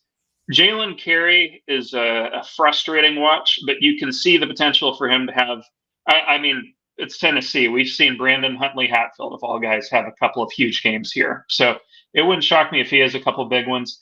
I do think that there's going to be a game where one of Ethan Berg or Amari Abram just hits 5 threes and lights it up and, has a nice 18, 20-point game to help carry the team. How would you grade Nate Ament? Take out your glasses, your pocket protector. Wait, that'd be a teacher. Teacher wouldn't have a pocket protector. The sweatshirt has no pocket protector, brother. Okay, well, just grade Nate Ament so far through, his first games as a as a college star? The scoring has been good, but the efficiency and really the outside shooting has left a little bit to be desired. How would you grade his acclimation to college basketball so far? Really weird to say this about a guy who is number 3 on Ken Palm's Player of the Year standings, but I think A-. The shooting could be better. He's had a couple, spurts of, some turnover inefficiency, some weird stuff with ball handling. I still think he's like, it kind of seems from time to time like watching a dog grow into their body almost. Like the legs are a little too long for the rest of the torso right now. But I'm extremely impressed with his ability to just get downhill when he wants. Really good on the boards. I know 6'10", you should expect that, but somehow even better than I anticipated in that regard. And a full A+ for the foul baiting. Tennessee, I know it's going to be frustrating for a neutral, but right now 8.9 fouls drawn per 40 minutes. That's going to drive some fans wild. And it's been a while since Tennessee had a guy that could just go get to the line whenever he wanted. Dwayne Brown has been a guy that has been a very pleasant surprise to me at the start of the season. Is that someone that you expected to kind of look this polished early on? And do you feel like he's a guy that has a big role with this team once the level of competition kind of ramps up? I personally didn't really expect it. He's still round, I would say, not quite as round as Carey, but he's done a really good job of simply finding something he's good at and hammering that thing into the ground. He's very good on the boards. He can read rebounds quite well. I don't love what I see from him defensively, but he reminds me a lot of how I felt about Tobe Awaka his first few games. And Awaka, took him probably about half a season to really kind of find his way defensively. It wouldn't shock me if Brown does the same. And I don't know. I can't quite get there with Carey just yet. He has some frustrating stretches. So I feel like I want Brown to take his minutes by year's end, and not maybe all of them, but get to a point where, we're in February and Brown's playing like 15 minutes a night. I'd be really happy with that just because of the edge he gives you on the boards. Is Carey the guy that you're most concerned or the guy that you would pick in terms of as this rotation starts getting cut down, there's going to be somebody really have their minutes drastically cut? Is that person Carey in your opinion here, or Henderson, or is there somebody else? I guess Henderson, but I think they will need his shooting. So I would in front court, there's just so many bodies. Carey would be my pick just because, even in the good games. So, against Tennessee State, 6 points, 4 rebounds, 4 assists, still fouled out in 13 minutes. There's a lot of red flags there. It does kind of feel like Tennessee took him just because he was very good against Tennessee last year in a sort of, if you can't beat him, join him thing. And towards the end of that season, he didn't really get played out of the Vandy rotation, but his minutes dwindled quite a bit, especially in SEC tournament and NCAA tournament play. I just don't love what I see defensively from him at all. It feels like he gets bullied a lot down there. And especially this Houston game coming up. Like I said, I don't think it'll be much of a factor against Rutgers, but against Houston, I would be disappointed if I saw him out there for very long unless the rest of the bigs are in foul trouble. Yeah, you're talking about the Houston game a little bit. We will be live at Barley's tomorrow. The drive will be out there from 3 to 6. And then we will be doing a fan run watch party taking in Tennessee, Houston. For Rutgers today, we will be live on the Fan Run YouTube page doing a little watch along. So feel free to watch and hang out with us. Talking with our friend Stats by Will Warren, Basket Under Review, where you're covering college basketball as a whole. So when you look at this Players Era tournament and you look at this field, outside of Tennessee, what's the biggest storyline? What's the biggest storyline? What do you find most interesting in this tournament? Well, I think the biggest storyline is just the tournament itself. We've never had an 18-team field in anything. I mean, I'm not really aware of any preseason tournaments that have gone above about 10. This is, and it's going to grow next year. They're trying to get to 32 teams. I'm not really a fan of the format at all. If people are unaware, the championship is basically going to be decided by who runs up the best point differential over the next 2 days. So in one aspect, very good for Tennessee to be playing the very worst Power 5 team in the country today. If they win today by 20 and you just sneak past Houston, pretty decent chance you're in the championship on Wednesday.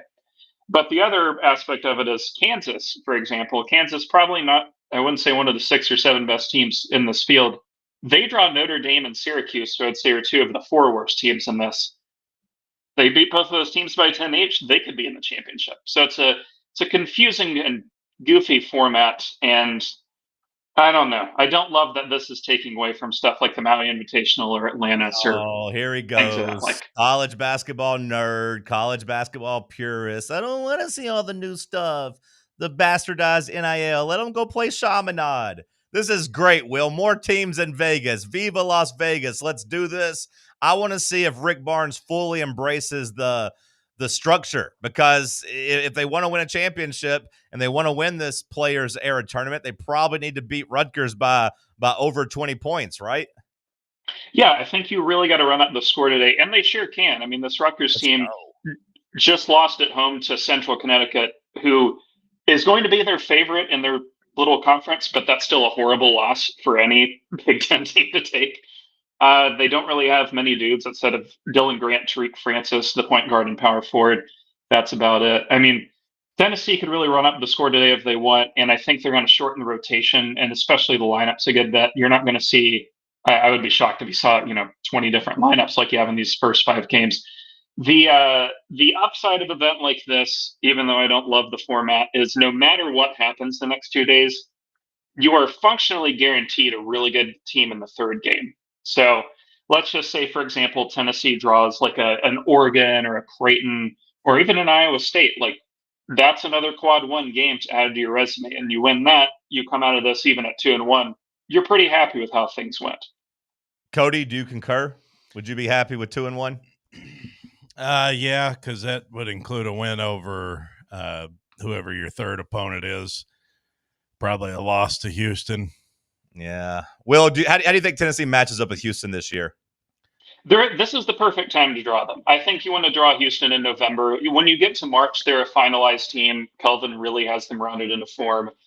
And they just have such a high floor towards the end of the season that it's really hard to take them down. But like right now, I mean, we saw an Auburn team.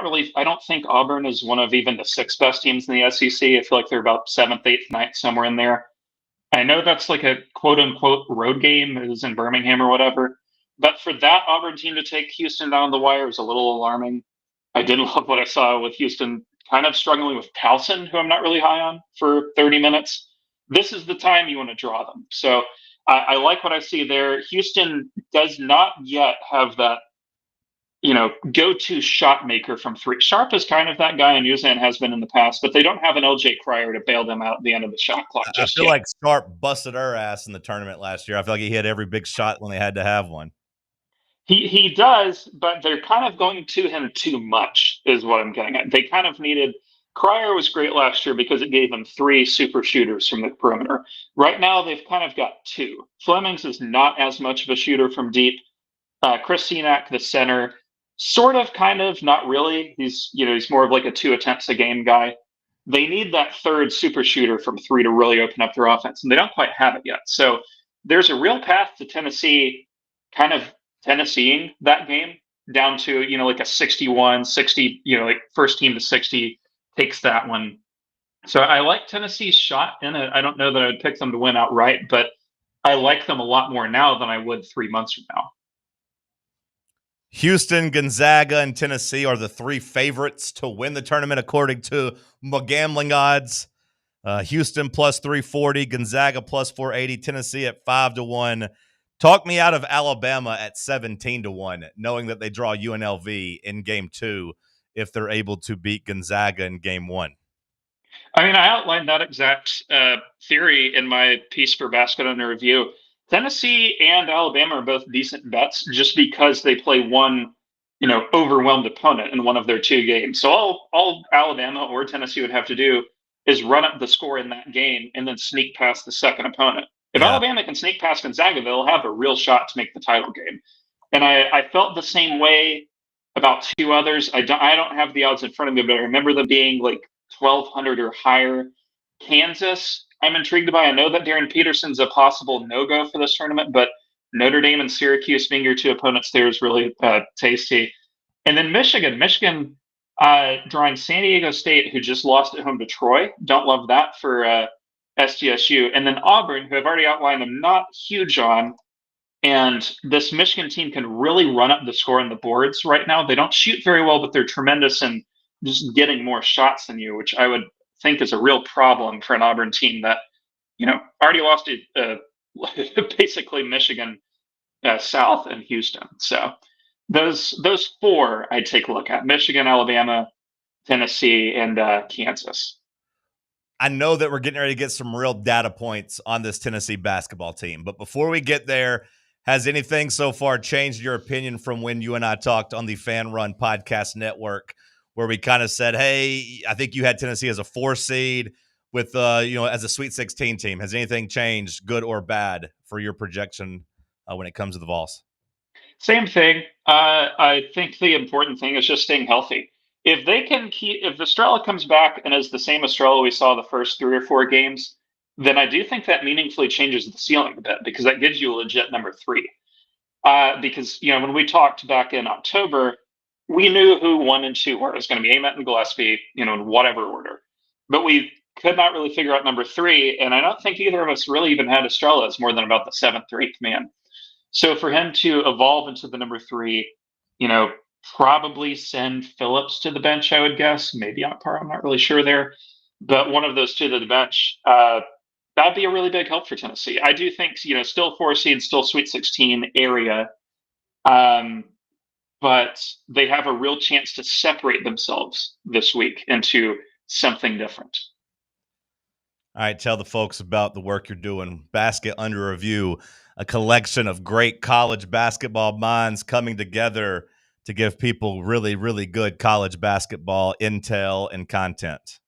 Yeah, Basket Under Review, great website for college hoops. We cover women's hoops too. I always forget to mention that, but they did a really good job. I had a great piece coming up about the UConn-Michigan game from Friday, actually.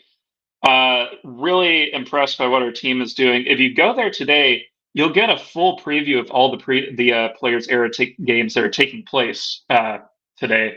Rutgers, Tennessee, what I've already read, our guy Jordan likes Tennessee to cover the 15.5. I will note he calls it a slow bleed out for Rutgers. So a lot of good stuff there, a lot of good stuff coming, and it's Feast Week, baby. How could you turn down Feast Week? Go Feast, subscribe, Basket Under Review. Now, you guys have a good free portion too, or is it all subscription? How does that work over there? Because I'm a proud subscriber. Yeah, proud subscriber there, 10 a month, 100 a year. I'll talk to Seth about it, but really good. A lot of free stuff. Like my watch lists are usually free. I'll also have a secondary piece up every week, typically about something interesting I've seen or something statistically useful. Sure. Tennessee is almost certainly going to get one soon, just based on these rebounding numbers. I think we'll probably time it for the Syracuse, Illinois week next week. So, yeah, a lot of good stuff coming up. All right, Stats by Will. Give him a follow on X. Look forward to talking to you throughout the season. Thanks for making time. Tennessee, Houston, going to be a heavyweight fight tomorrow. Like I said, we'll be live at Barley's. If you guys want to come watch and hang out with us, Will, talk to you soon, brother. Good to see you, buddy. Stats by Will, as good as it gets when it comes to college basketball. Happy to have him be a friend of Talk Sports. Anything you want to add, Sam, Cody? Anything we learned? I just, like I said last week, I think Alabama's a good pick for this tournament just because of that point differential. Yep. You can get them at 17-1 right now to win it. Now, that feels crazy. Yeah. When I saw that stood out to me too. Well, just the way that they're doing it. Now, I don't know that they'll beat that third team. You know what I mean? But just to get there, I feel like they're a pretty good pick. I mean, I think they just got to beat Gonzaga tonight. And they're going to be in a weird spot. Just they play on midnight Tuesday.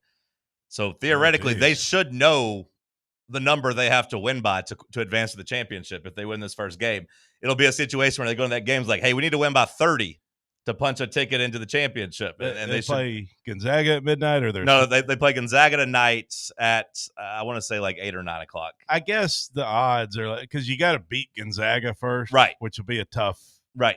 But they're only they're only like 3 or 4 point underdogs in that game tonight. But then they get a UNLV team that, again, maybe they know like, hey, we have to win by 17 to punch our ticket, and they can go and blow blow them out. Their style of play, I feel like, if they could beat Gonzaga, that'd probably be somewhat of a high-scoring game against Gonzaga. It usually is if Alabama wins, so – and then, they could beat UNLV by 36. Which it's funny because I was looking at those odds about midnight, and I was like, Alabama, that's interesting. I was also looking at NFL award odds, and I'd never really seen this. As I was looking at the odds, I'd put it on a slip, and I was looking up, doing some research, because like Jahmyr Gibbs, 75-1 to win Offensive Player of the Year. I was like, that feels a little long after he just had 286 yards and 3 touchdowns, and if he gets hot down the stretch, especially with Jonathan Taylor's injury history and Jonathan Taylor getting shut down, like maybe there's a chance he can catch him. And as I was looking at that, it went from 75-1 to 33-1, just as I was looking at it within 5 minutes. And I said, damn, some big shark was out there thinking the same thing I was and completely throttled the odds. Do they usually give that to a quarterback, or is it? No, usually it's a non-quarterback award. Like MVP kind of has become an award for quarterbacks, and then Offensive Player of the Year is usually like best receiver, best running back. Yeah, he does seem like a good candidate for that. And then, it went from 75-1 to, I think, 33-1 as I was looking at it. And I said, damn, well, there we go. Never mind. We'll talk some NFL coming up after the break. It was a pretty fun weekend. We'll dive into it. Stick with us. It's Talk Sports on Fan Run Radio. Can't get enough Fan Run Radio? Download the free Fan Run app and take the best Tennessee sports conversations with you wherever you go. The following radio theater is brought to you by Men's Pro Knoxville. Hey, Dad, you want to play football? No, buddy.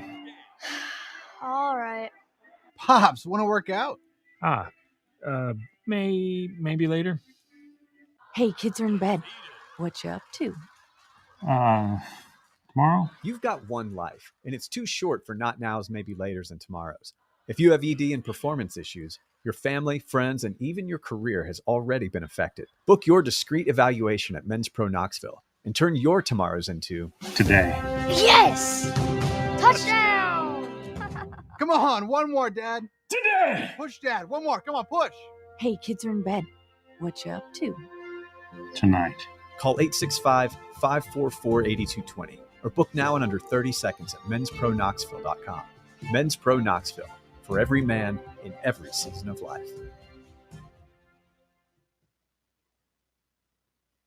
North Knox Siding and Windows is a complete exterior home improvement company that can help you with all your home exterior needs. If your home needs new siding, windows, doors, gutters, handrails, a deck, or a new roof, then give my friends at North Knox Siding and Windows a call at 865-689-0505. You can also visit their showroom at 5618 North Broadway. Locally owned and operated and proudly serving all of Knoxville and the surrounding areas, North Knox Siding and Windows. Online at northknoxsidingandwindows.com.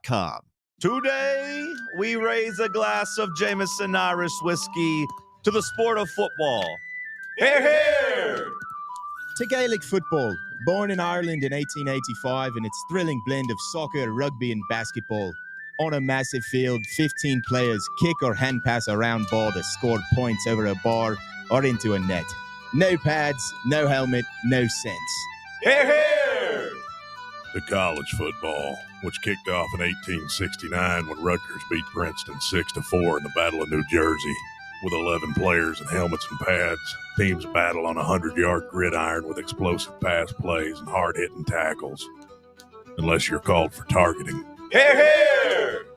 Since 1780, Jameson Irish whiskey has been enjoyed by sports fans all around the globe. Whether your football is Gaelic, American, or even soccer, we can all agree on super smooth Jameson Irish whiskey. Hear, hear!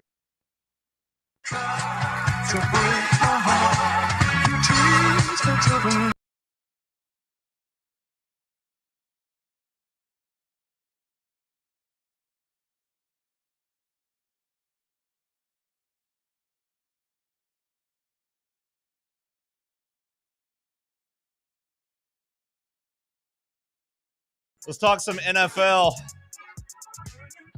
Another week in the books. One game remaining tonight, Monday Night Football. Panthers taking on the 49ers, which is all of a sudden a pretty big game for the Panthers as the Bucs keep free falling. That was a Sunday night game. The Bucs just overwhelmed by the Rams. Cody, is that your big takeaway from the weekend? Just that the Rams, a clear cut, Yes. ahead of everybody else in the NFC right now? Well, them and the Chiefs, those are the two really good teams you think of when you think of the NFL. The Chiefs now one game above 500. So, no, I mean, that's kind of a joke, but the Rams are a juggernaut. You laugh now, and then when it's the Rams versus Chiefs in the Super Bowl, I mean, it could be. It very well could. It's going to be the Rams versus Chiefs. I told you a couple weeks ago, I'm off the Lions.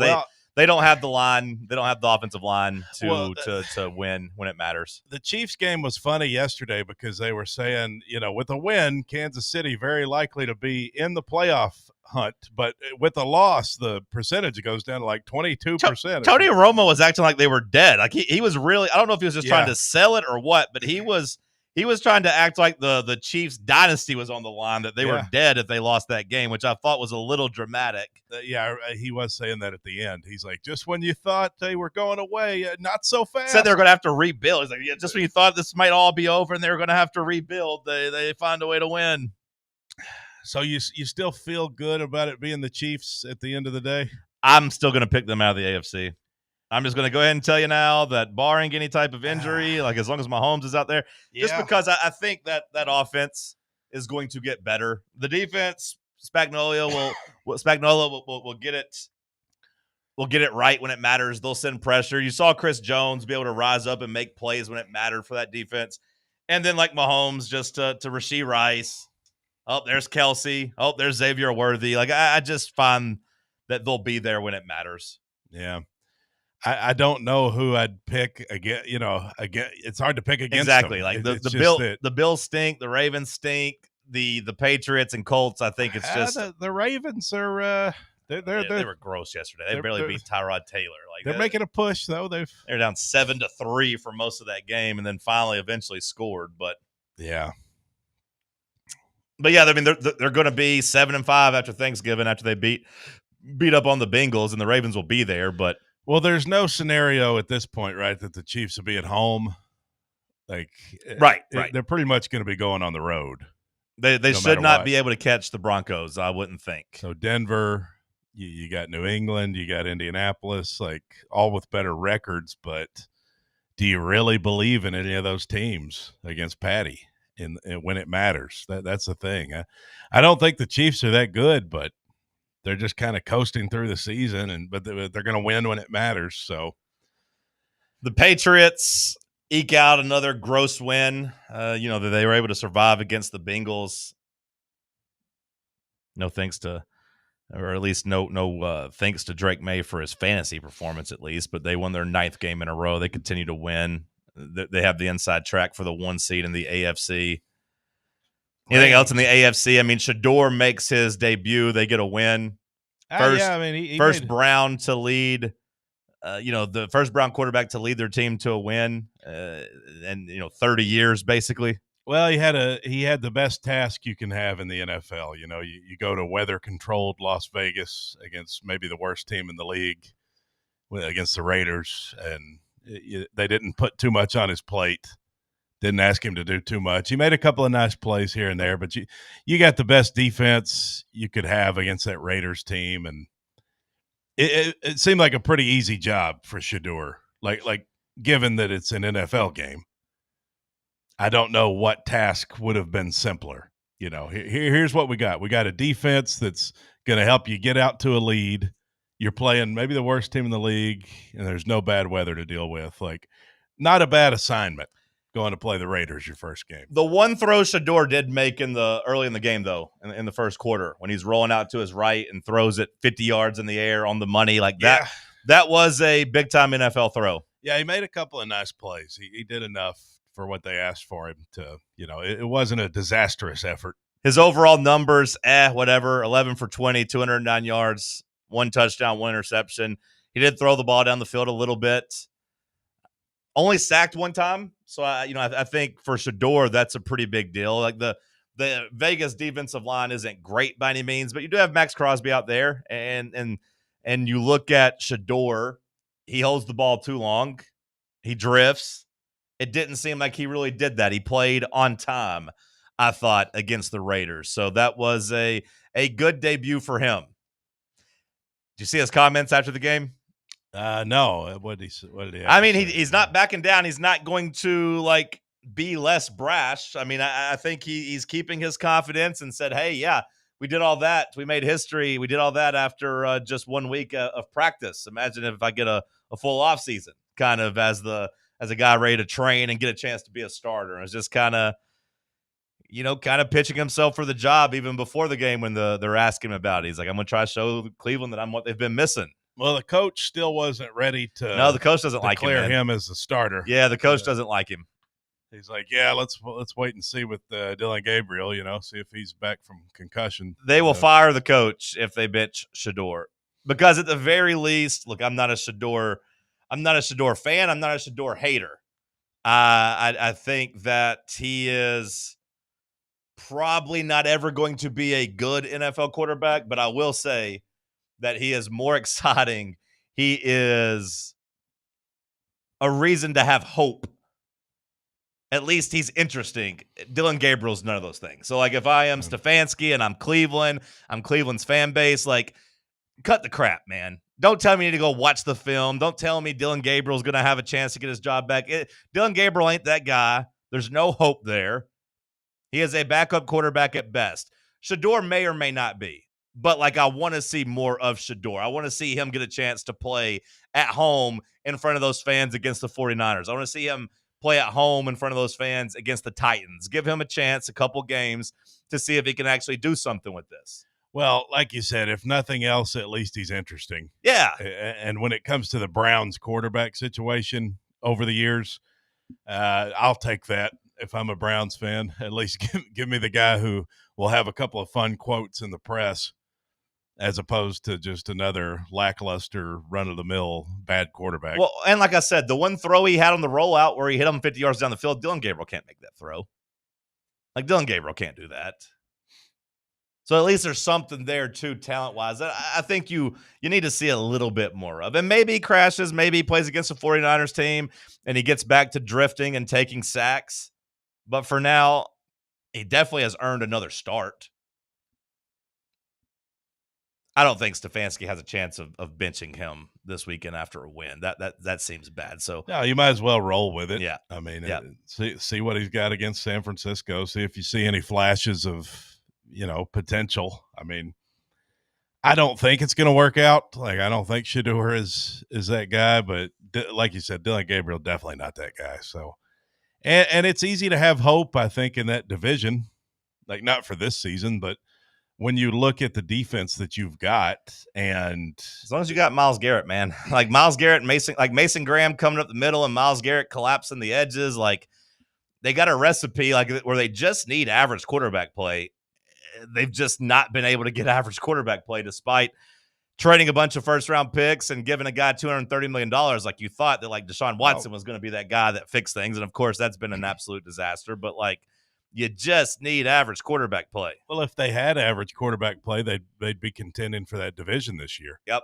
Because, I mean, Pittsburgh, they're Aaron Rodgers. I mean, he's half dead out there. Baltimore's so hurt. They're so injured, like they're not at full strength. And then, I mean, you got Cincinnati, who they think that they've got some hope now that Burrow's coming back. So that's how bad that division is. Yeah, but them losing yesterday drops them to 3-8. So like, I guess them and Cleveland technically still alive because if you get to 9-8, you feel like you might have a chance to catch Baltimore and Pittsburgh. But that's winning out. You have to win 6 games in a row to get to 9-8. It just shows you where the AFC North is at right now. I mean, Sam Beard, any takeaways from your NFL Sunday? We talked Shedeur, we talked the Rams. Yeah, I mean, it's hard not to say that the Rams are just a wagon right now with the way that they're playing. Stafford now minus 220 to win MVP. Yeah, that's wild. Lock it up. He deserves it. I enjoy watching him play. I love watching him play. He's got that old quarterback in him. And maybe it is because he's an old quarterback. But, he ain't out there running around. He ain't out there, trucking guys like he's Josh Allen. He's not making the dazzling Patrick Mahomes type, one-handed whatever. Like, he's just out there playing quarterback. He's just like Peyton Manning.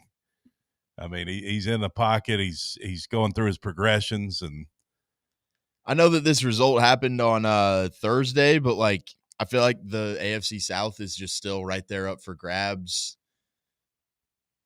Colts clearly still kind of in the lead there, but like The Jags are hanging around right after that. The Texans are just a disgusting defense that's going to keep them in the game all the time. They're kind of feeling like a little bit better version of the Browns, obviously, but like they've got a defense that's kind of similar to the Browns where you don't got to score too many points to kind of stay in the game with them. Yeah, the Texans, like if CJ Stroud could come back and be, just serviceable. Yeah, like that defense, that defense is like the Browns, except the Texans have a little bit better of an offense, right? They have better quarterback play, but that Texans defense is even more overwhelming than that Browns defense. And yeah, the AFC felt light yesterday because you had 3 teams with a bye, and then you had the Texans and Bills on Thursday, so it felt like really only the Colts and Chiefs were really the only 2 AFC teams that made a statement. Mm-hmm. But I agree with you with what you're saying. The Colts, I do think still end up winning that division. The Jaguars, man, what a gross game from them. Trevor Lawrence sucks. Trevor Lawrence is awful. He is so bad. But they were able to win. They were able to keep winning games and maybe positioning themselves, for the playoffs or for maybe even a division championship. The Texans are here. The Texans are coming. And then if the Titans win out, no, we're eliminated. We're eliminated. It's over. Yeah, we can't win the division. We can still make a wild card if we went out and then get some help, but we can't win the division. Trevor Lawrence has only passed for 197 more yards than Cam Ward this year. Trevor Lawrence is terrible. Yeah, he's not good. Those, he never has been good. Those 3 interceptions he threw yesterday, all 3 of them were abysmal. Were dreadful throws. He's never been an NFL quarterback. I mean, he just. Now I will give him credit because he did come back and after that 3rd interception that was so bad they lost the lead. He did come back and take him down the field and score. So I do give him a little credit for being resilient. But no, he is not good. He is not good. Bubba, your Sunday takeaways? The Bears. The Bears. 8-3. Big matchup this coming up Friday against the Eagles. Another 8-3 team. The Bears are the 3rd team in the Super Bowl era to start 8-3 or better while having a negative point differential. They joined the 87 Chargers and the 2020 Cleveland Browns. The Chargers were 8-3 with a negative point differential. Then they lost every game the rest of the year. The Browns finished 11-5 and won a playoff game. It is weird with the Bears because it doesn't feel like that's a good team, but on paper, it's a good record. They make some clutch plays, but Caleb Williams, I mean, like that fumble he had in the end zone. My God, man, what are you doing? You can't do that against TJ Watt. But the Steelers couldn't quite eke it out. Hour 2 in the books. We'll kick off hour 3 with some headlines. We'll talk some more football. Stick with us. Let's talk sports on Fan Run Radio. Check out our new and improved website at fanrunradio.com. Your smile says it all, so make sure it's saying the right thing. At Knoxville Smiles, we believe healthy teeth mean happy lives. Whether it's a routine cleaning, whitening for that big event, or fixing a nagging toothache, our gentle team is here for you. With flexible hours, family-friendly care, and the latest technology, Knoxville Smiles makes every visit stress-free. Don't wait another day to love your smile. Call Knoxville Smiles today at 865-539-1776 or book online at knoxvillesmiles.com. Smile brighter with Knoxville Smiles. Are you thinking of buying a home but don't know where to start? Well, call VFL Josh Travis, your local mortgage expert with Foundation Mortgage, based right here in Knoxville. Whether it's your first home or your forever home, he'll keep the process simple every step of the way. To get started, visit mortgagebrokerjosh.com or call 423-312-9777 today. Foundation Mortgage Company, LLC is an equal opportunity housing company. NMLS number 1387311.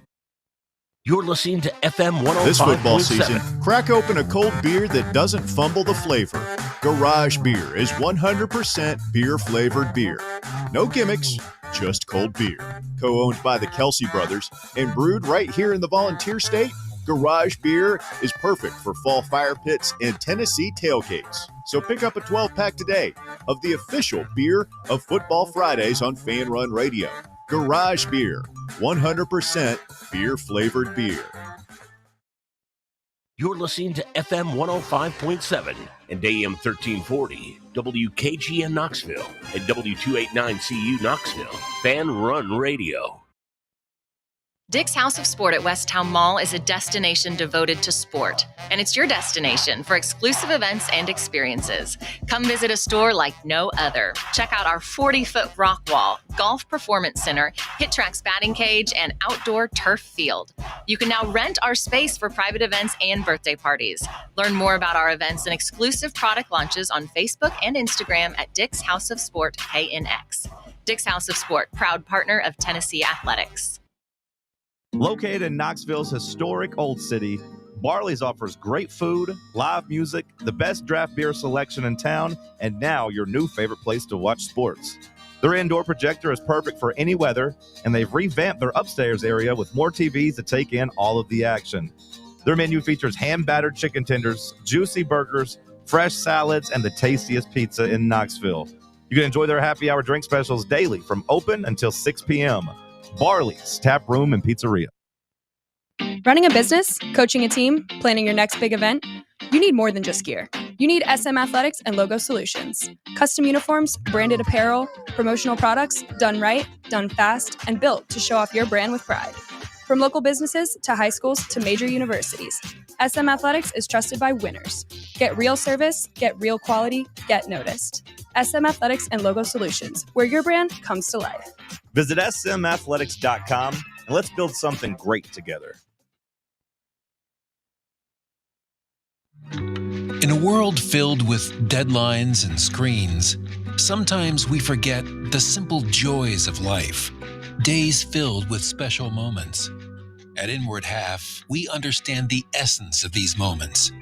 Feel the difference between our breathable fabrics and flexible apparel as you disconnect from the hustle and bustle and reconnect with what truly matters. Inward Half, simple luxury for on and off the course.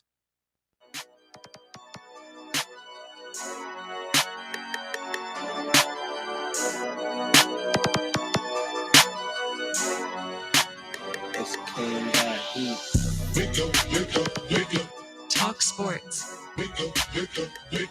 Talk Sports. Talk Sports. Talk Sports. Talk Sports from 7 to 10, ay. Overrated, underrated, a Wednesday. Fan Run Radio, Talk Sports said, not in my house, I ain't talking to Kim, babe. John and Cody out here asking where the ops at. Tennessee Volunteers here for combat. It's the Cherokee Ghost, John Reed and Cody doing everything we can to bring Rocky Top back. Talk Sports from 7 to 10. Never leave the witness, never leave loose ends. Nico ain't nothing but a nuisance. 2026, we ain't making new friends. Talk Sports. Hour number 3. Kicking off here in the White Claw Hard Seltzer Studios. Let's talk some news. Newsman, what you got? Thank you, John. On 3's Heisman poll as of 1 minute ago. Crazy to look at here going into the final regular season week of the year. Number 1, Fernando Mendoza. Number 2, Diego Pavia. Number 3, Jeremiah Love. Number 4, Julian Sayin. Number 5, Marcel Reed. Now, if I had shown you this at the beginning of the year, no Arch. No Lagway. No Lagway. No Nussmeier. Don't forget Sellers. No Lenora Sellers. Yeah. I mean, it just really the top 5 here, you would not have had any of those guys.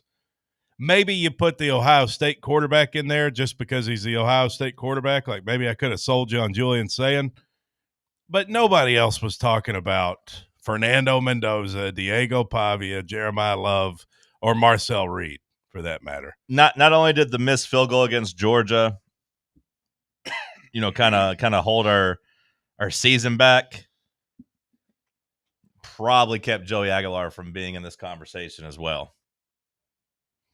Yeah. Yeah, and I mean, I don't think he deserves it either. No, he doesn't. No, he doesn't. But if you had won that game and Tennessee was in the playoff mix, there's no reason for me to think he wouldn't be in the top 5. I mean, who do you give this award to? Like, if you're trying to actually just give it to the best player, which is not what they do, of course. They give it to a quarterback. But Jeremiah Love's the best guy I've seen out of this top 5. I mean, personally, just watching him play. He's a stud running back. I think either way, no matter what happens, this is a embarrassing year for the Heisman Trophy. I think so, yeah. I mean, every year in history, though, every year that it's ended in 5, it's been a running back. I saw that this weekend. Every year that what? Every year that ends in 5. It's like every 5. Oh, okay. Has been a running back. Yeah. Yeah, you go back Henry, to, Bush. Yeah. George. Yeah. I don't know who won in 85 or 75 or 65 or 55, but everyone who won on the 5s has been a running back. So maybe Jeremiah Love can rally and keep that trend going, although it doesn't seem like it is. Seems like it's going to be Mendoza. Mendoza, I mean, is that where everybody's kind of landing as the most likely? If they go undefeated, and he had that moment against Penn State, against like a 5-win, 4-win Penn State team. It was a nice drive. It was, but again, it's a 4 or 5-win team. Like it's a pretty dreadful team, but like I said, no matter who wins it, I think it's a pretty down year for the Heisman Trophy. It's a shame. This one was there for the winning. This one was there for the taking. I mean, the fact that Pavia's in there at number 2 is crazy to me. It is. But if they win in Knoxville and he has a good game, then I think he should get to go to New York. Boy, we do have a lot to lose in this one. Not only could we help Vandy potentially seal up a playoff bid, although I don't think they're going to make it, to win Diego Pavia the Heisman, to give Vanderbilt the Heisman winner, that might be even worse. Especially him. Yeah, we need to beat that team. But I mean, he's got 34 touchdowns. If you add his 8 rushing touchdowns in, he's got 34 touchdowns, 6 interceptions. His completion percentage of 72%, is the highest of anybody kind of in the top 16 when it comes to passing yards. Not saying he deserves it, but like in a year that it's wide open, if he finishes strong and beats Tennessee, then there's a chance he may win it. Nick Saban over the weekend on Lane Kiffin. He says this is not a Lane Kiffin conundrum. This is a college football conundrum that we need some leadership to step up and change the rules on how this gets done. Well, step up, coach. You be that guy. You be the college football czar. Dan Lanning takes a shot at SEC scheduling after his win against USC. This conference is a really good conference. It's competitive. We didn't play Chattanooga State today like some other places, right? We competed. Oh, that's cute. That's real cute, Dan Lanning. Have you seen Oregon's non-conference schedule? I don't recall it being very tough, but I couldn't name it off the top of my head. Sam, are you familiar with their non-conference schedule? The gauntlet of Montana State and Oklahoma State and Oregon State? Yeah, 2-9 Oregon State. I believe 1-10 Oklahoma State and Montana State. Yeah. Okay. Good job, bro. Congrats on playing USC at home. Good job. Your best win of your season was against an Iowa team that just – did Iowa end up winning maybe? I don't know. But Iowa was struggling with Michigan State. I guess they did end up winning. But you beat 7-4 Iowa. Good job, bro. The gauntlet, Chattanooga State. You played Chattanooga State all 3 of your non-conference games. Shut the hell up. Have you seen the clip going out of him when he was an assistant at Georgia, too? And he was like, well, that's the beauty of the SEC is that you're going to play a real team in a real game every single week. All these coaches do it. I get it. But, like, I do wonder if that's going to shift next year because the Big Ten will have the easy schedule compared to the rest of the country. Because the SEC is saying, hey, we're going to play non-conference games, but we're also making you play a power team in your non-conference, whereas the Big Ten doesn't make teams do that. So I wonder if SEC coaches are going to sit up there and talk about their 9-game schedule, but also having to play a good team. Well, we're kind of making it harder on ourselves. We are. You better hope that expansion happens soon. It did hurt us, though, last year. The SEC didn't get a lot of respect last year because of it. Big Ten got the benefit of the doubt. Well, meanwhile, after losing to Dan Lanning's team, Lincoln Riley berates a reporter, telling him he was asked the dumbest question he's been asked and he should be embarrassed. Adam Bradford, who covers USC for the Trojan Wire, referenced a College game day sign from an Oregon fan that read, "Extend Lincoln Riley's contract." He used the sign as a jumping off point to ask Riley about how opposing fan bases view him and whether they see the Trojans as a legitimate threat in the Big Ten. Yeah, that was a dumb question. Lincoln Riley said that might be the dumbest question I've been asked as long as I've been a head coach. And I've been asked a lot of questions. You ought to be a little embarrassed to ask that question. This is a professional thing. You ought to try it. It sounded like it was a college kid asking the question. It sounded like it was a college journalist in there. Yeah. Did you actually listen to it? No, I haven't listened. Yeah, it sounds like it was a college kid in there. So I think Lincoln's a jerk anyways, don't get me wrong, but I think he was also probably fed up that some kid was in there trying to basically troll him to his face after they lost. I think I'd be a little upset about that too. Like, because when he says like it's a professionalism thing, he's probably like, hey, all these other guys in here are like actual journalists trying to be professionals and you're in here trying to be a troll. That's the way I took it, at least, because the kid did sound young. It appears that he graduated USC last year. Okay.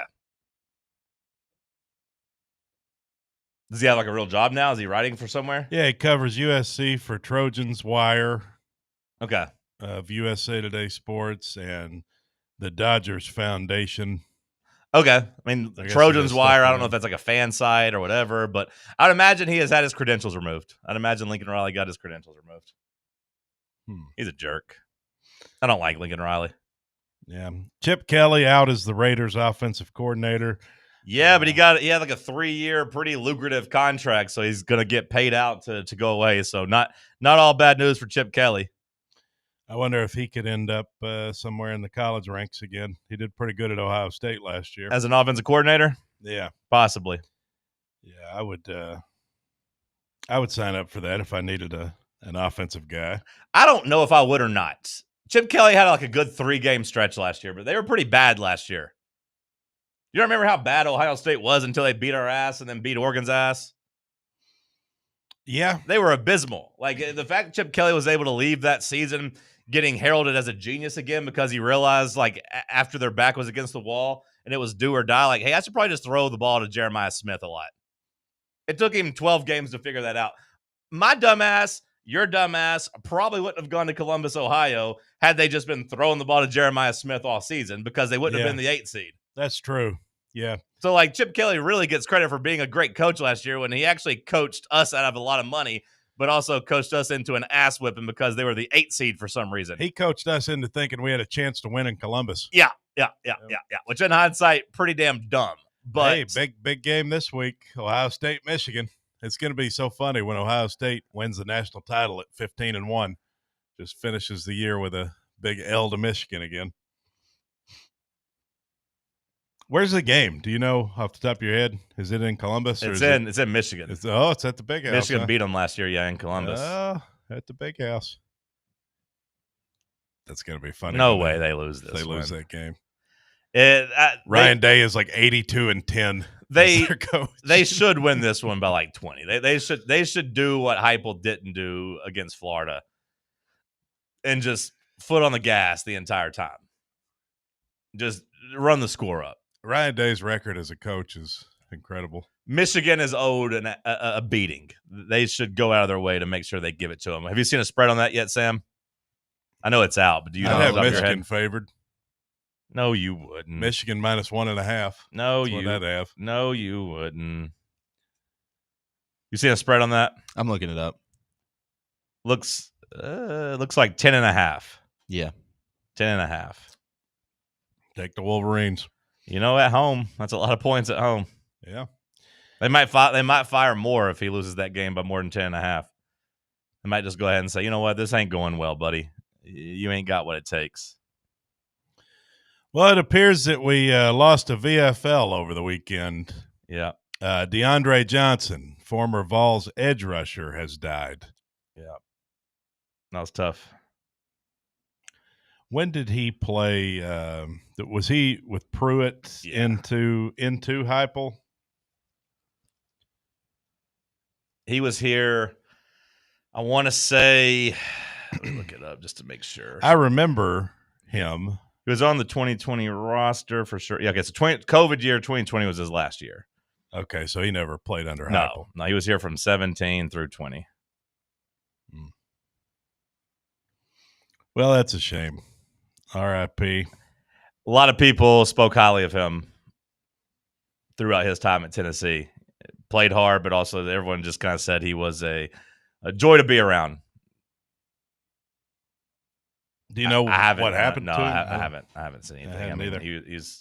He's obviously young, so whatever it was, it's going to end up being tragic. But I haven't seen anything. Bubba? According to WVSM 7 News Miami, there was an attempted break-in, and the guy shot the intruder. So he was breaking into a house? Yes, the Homer quote here, guy wants to remain as anonymous as possible. Okay, well. Said his intention was not to kill him. And he says he was trying to help him, but unfortunately it did not go that way. Okay. Well, Baker Mayfield has sprained his left shoulder in the loss last night to the Rams. He's set for an MRI. You could tell Baker was in a lot of pain during that game. Says he's got a sprained left shoulder. Yeah, he was in pain. Almost as much pain as I was in watching my fantasy hopes go up in drains because he couldn't get the ball to Egbuka. Yeah, Egbuka didn't have anything, did Nope, he had one catch. He had two at halftime. He had 2 catches for 0 yards. And in the second half, he had 1 catch for 32 yards. I had a choice in one of my leagues to start Rashee Rice over Egbuka, and I thought it over. I said, no, we're going to roll with Egbuka. Little Sunday night action, yeah. Thanks for nothing, Drake London and Egbuka. I had 2. Really, Drake London just sitting out. I hate that guy.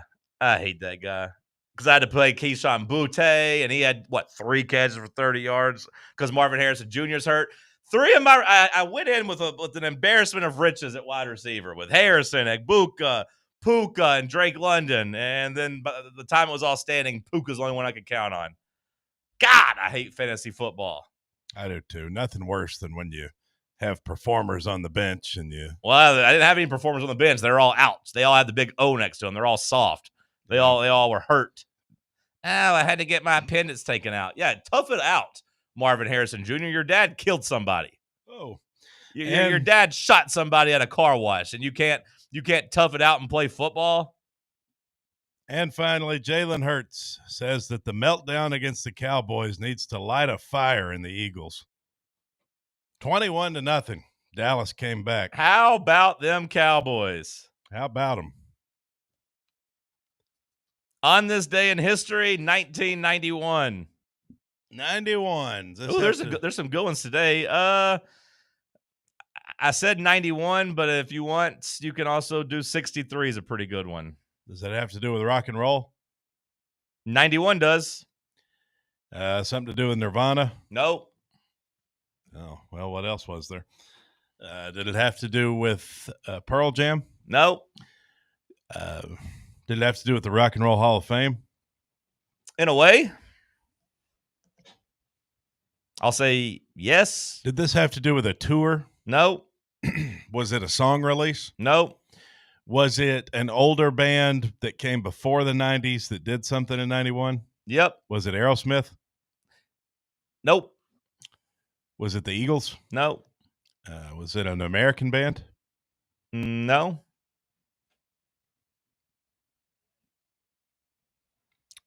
Was it something to do with the Beatles? Nope. Did someone die? Yep. Wasn't George Harrison? Nope. Someone died 1991. Not Kurt Cobain. Nope. Was it a British band? Yep. Was it the Rolling Stones? Nope. Was it the Led Zeppelin? Nope. Was it the Who? Nope. Was it Pink Floyd? Nope. Oh, Freddie Mercury? Yep. Oh, okay. Freddie Mercury dies of AIDS. You know, I hate Queen. I've come to realize I really do hate Queen. Pneumonia caused by AIDS got him on this day in history in 1991. I don't like really any of their songs. I really just, I don't me, like 'em maybe either. the most overrated band that's ever existed. I don't like them either. I mean, I give him credit. I know he's a great front man. He's a Yeah. performer, you know, but as a band, I do not like their songs. Just everything's so overplayed. And Bohemian Rhapsody, like musically, is a real gem, but it just annoys the hell out of me. I like Another One Bites the Dust. Yeah, I don't like that one either. I just liked that one as a kid, so that one's got a soft spot for me. Anytime you But the rest of them, I'm looking at these songs right now. There's not one of them I want to listen to. Man, when you scroll through the radio and you accidentally stumble upon like "We Are the Champions, We Will Rock You," that just reminds me of Mighty Ducks 2. It just does absolutely nothing for me. There's absolutely no feel to it. I mean, this Crazy Little Thing Called Love, is that the Dwight Yoakam song? Was he covering that? Is that the same type of song? I don't know. Crazy Little Thing Called. I mean, that one or no? Fat Bottom Girls was the only one I ever kind of liked, and I mean, at this point, it's overplayed and overrated. And Killer Queen, I mean, it's all right, I guess. I've never really liked them as a band. On this day in history, in 1963, Jack Ruby kills Lee Harvey Oswald. Ah, how about that? Yeah, that's a big one. So the story goes. No, the story doesn't go. We watched it, or we didn't watch it, but no, there's video of it. Yeah, that was a very public. Yeah, no, he was coming out of jail and he walked up and killed him. Yeah.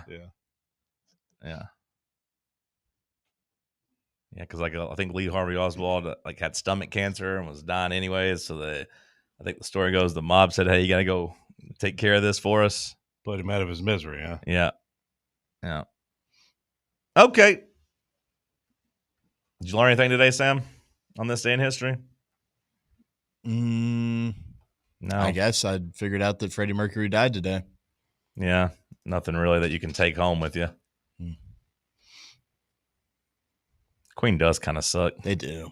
I feel a lot of that way about most of the 80s band or the old bands and stuff, but them more than ever.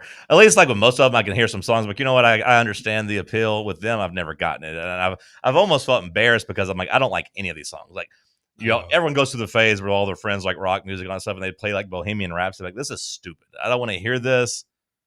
Like I said, We Will Rock You. See, like it's so cheesy. It's a cool sports song. Like I said, it reminds me of Mighty Ducks 2. It's a kids movie. Like who the hell's riding around their car listening to We Will Rock You? Like how is that an actual song? Every Queen song to me is just so corny. Yeah. It's just like, I feel like all their songs are just so long too. I want to ride my bicycle. Another one, so I hate dumb. that one. All of them. Everyone I've ever heard, I'm like, this sucks. Are there any? I'm trying to think of one that I like. Maybe like Don't Stop Me Now. And they got this. I guess, do they get credit for getting this biopic trend started? Because everyone's getting a biopic right now. Like, was Queen the first one? Did Queen's movie come before or after the Elton John movie? Came before, right? I don't know. And it was so laughably bad. But it has started a trend now where everyone's getting their biopic movie. Bruce Springsteen. Michael Jackson's getting his now. I feel like Michael Jackson deserves better than to get his at the end of like a 7-year run, 7 movies where we're all fatigued of this. Does seem like they were the first. Like Ray Charles had one like in the early 2000s. I mean, like they're not the first biopic movie. Of course, Johnny Cash had one in the late 2000s, but they've ramped up lately. Yeah, they've ramped up like crazy recently. Bohemian Rhapsody was in 2018, and then Elton John's was in 2019. Okay, and then it's been nonstop ever since then. Tie Your Mother Down. That's we're even getting one. We're even getting one of them. Have you seen the previews for the one with I want to say it's Hugh Jackman. They're doing a biopic about a Neil Diamond cover artist, a guy that apparently it's a true story. A guy that covers Neil Diamond songs. Like he's getting a biopic. We've gone too damn far. Radio Gaga's okay.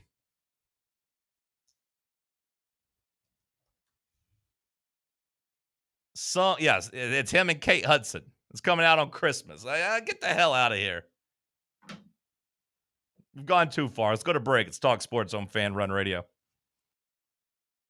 For the fans, by the fans, this is Fan Run Radio, Knoxville. Hey, Vols fans, Cody Brown here. I grew up right here in Tennessee and know what it means when someone says, I've got your back. That's why you can trust Farm Bureau Insurance of Tennessee. Whether it's your home, your vehicle, your family's future, or the business you built from the ground up, we will show up for all of your insurance needs. We are Tennesseans who understand what matters, which is doing right by you. Insurance is not all about just paperwork and policies, but it's about the people we insure every day. So if you want insurance that hits home, give me a call at 865-992-3871. Go Vols. Located in Knoxville's historic Old City, Barley's offers great food, live music, the best draft beer selection in town, and now your new favorite place to watch sports. Their indoor projector is perfect for any weather, and they've revamped their upstairs area with more TVs to take in all of the action. Their menu features hand-battered chicken tenders, juicy burgers, fresh salads, and the tastiest pizza in Knoxville. You can enjoy their happy hour drink specials daily from open until 6 p.m.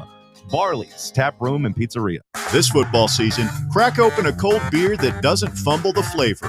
Garage Beer is 100% beer-flavored beer. No gimmicks, just cold beer. Co-owned by the Kelsey brothers and brewed right here in the Volunteer State, Garage Beer is perfect for fall fire pits and Tennessee tailgates. So pick up a 12-pack today of the official beer of Football Fridays on Fan Run Radio. Garage Beer, 100% beer-flavored beer. Yee-haw! I've been hooting and hollering ever since I started betting with the VIP Play app. VIP Play has more than 200 leagues, every bet type you can imagine, live betting and live hosts, all with 24/7 support from real live people when you need them. Start betting better with the VIP Play app today. Don't be a better, be a better with VIP Play today. Download VIP Play today or head to VIPPlayApp.com. Make sure you use the promo code FANRUN to take advantage of their welcome bonus and so they know that we sent you. Gambling problem? Call 1-800-8899-789. Must be 21 or older and located in Tennessee to bet. Welcome to Axle Logistics, where excellence isn't just a goal, it's an energy. As a leading third-party logistics company, Axle is powered by an award-winning culture built on a work hard, play hard mentality.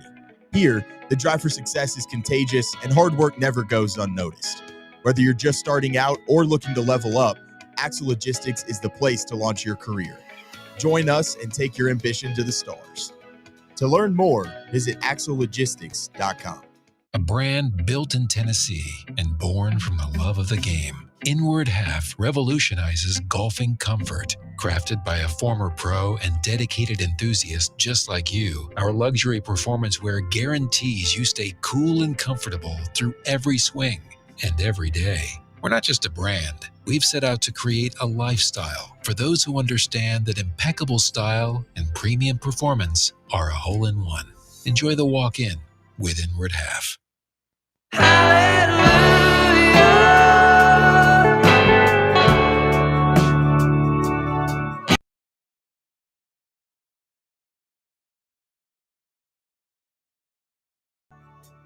All right, Bubba. You gotta clarify some things from headlines. Yeah, so I'm going to retract the statement put out by the WSVN about DeAndre Johnson, as there's multiple conflicting reports of his untimely death, which we don't want to give false news about that, so we'll retract any statements for now until we get the full picture. Very classy. I'm glad that 15 minutes have passed, and now we don't want to give any false news. So I'm glad. It's not your fault. You showed me the news story. Can we not be playing Queen while we're retracting Bubba? I was trying to find one redeeming It's Queen not. song. It's not funny. Bubba's having to retract a home invasion story. I think we can just leave it here, Bubba, that we don't know what happened because there was a news story that you showed me. Now, I will say that you're using Bing, and no one should be searching through Bing. Bing gave you a Miami story about a former Miami player, DeAndre Johnson, getting getting shot, right?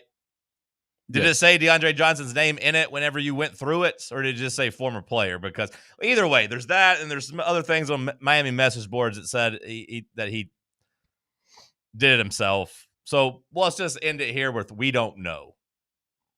He's passed. It's tragic one way or the other.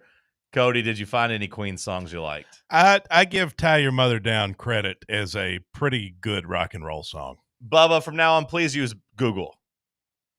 I know that we're using Internet Explorer on that computer. Just type in google.com and go to Google. We can't trust Bing. I thought maybe I liked Radio Gaga too, but not really. It's a little too 80s for me. And Fat Bottom Girls, I guess. If you never heard it before, I mean, maybe that one. But, yeah, not big on Queen. Some people consider them to be the fourth greatest band of all time on the Mount Rushmore. Not me. No, not me either. Okay, let's finish strong. Last 25 minutes. Tennessee basketball is getting ready to play this afternoon. There will be no playbook with William Pattison. The drive will be kind of a quasi-voluntary reaction. If you're watching on YouTube, make sure you're subscribed to the channel. If not, go subscribe to the channel now because at 1, we'll be doing a station kind of watch along. You can watch us, watch the game, put it in both windows, do whatever you want. Hang out with us. You're saying the playbook is closed? The playbook is closed. The playbook will be on the shelf. On the shelf. Putting a bookmark in it. Which I was interested in listening to the playbook today and listening to William try to spin the whole John Morant, Klay Thompson thing. He was trying his best out there in the hallway to try to spin it to me and Sam. I wish I had someone in my life that carried water the way that William does for John Morant.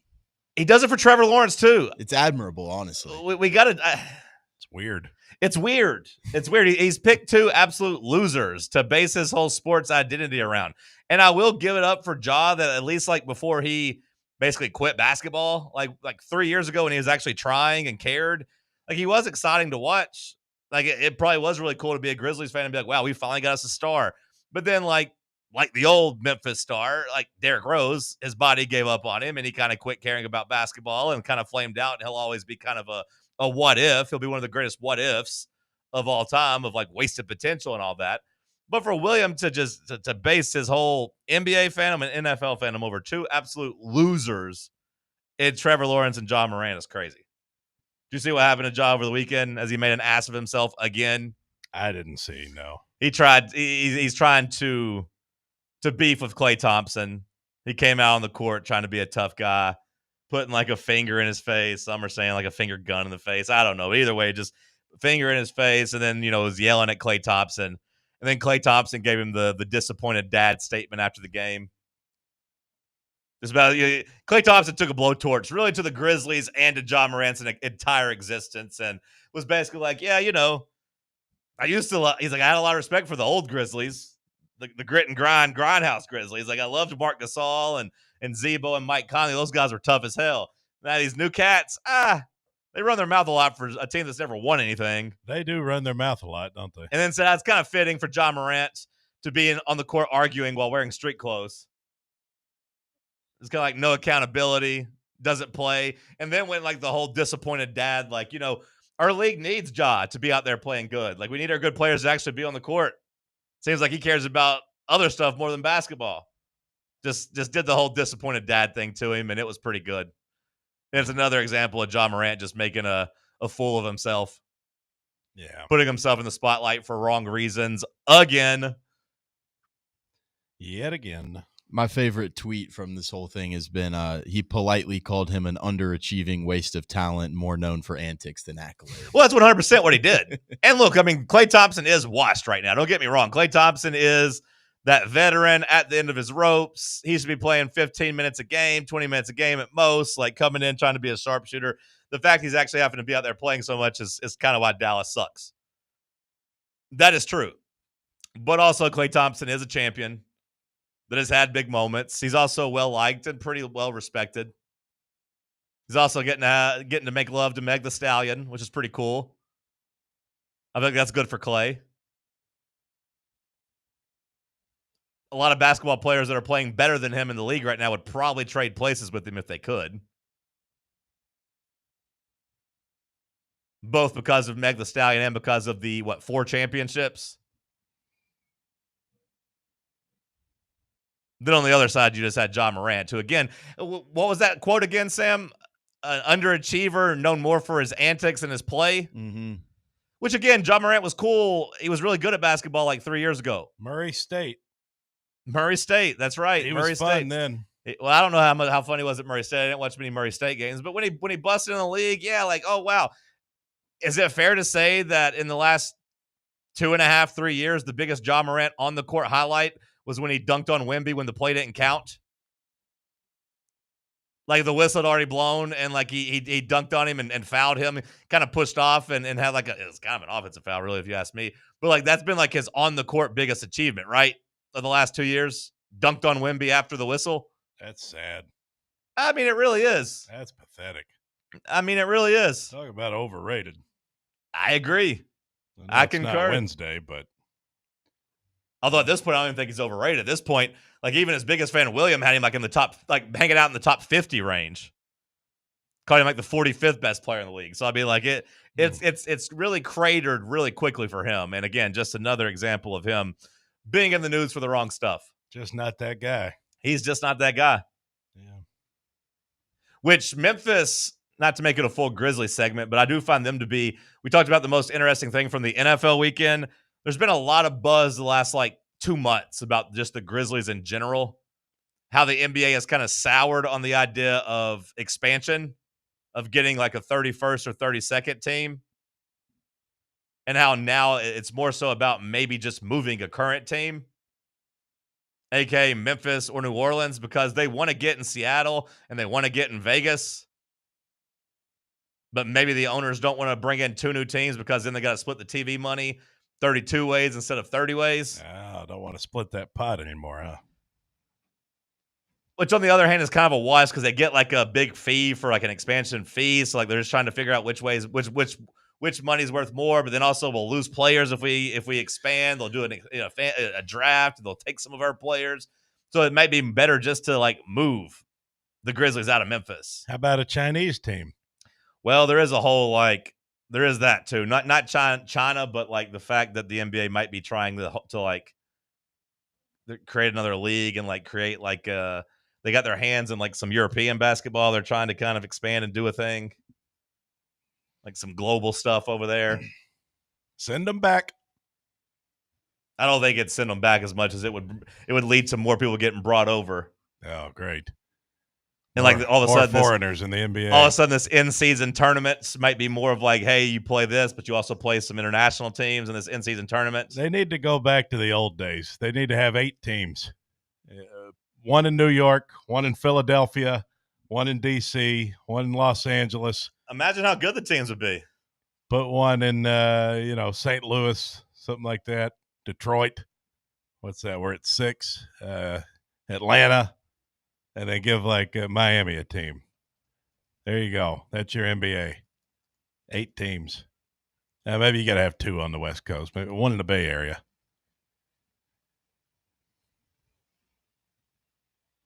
They got too many teams. Well, maybe they do, maybe they don't. But I found that to be the funniest thing from the weekend, the saddest thing from the weekend. Which, I don't think Clay comes out really looking like a winner in this scenario because he does suck right now. And he's drawing attention to the fact he sucks and he's open. He's a veteran kind of getting made fun of.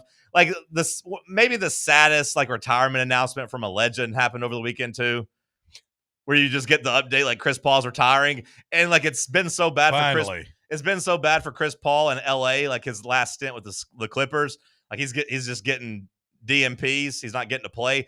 I legitimately thought he was just retiring now, immediately.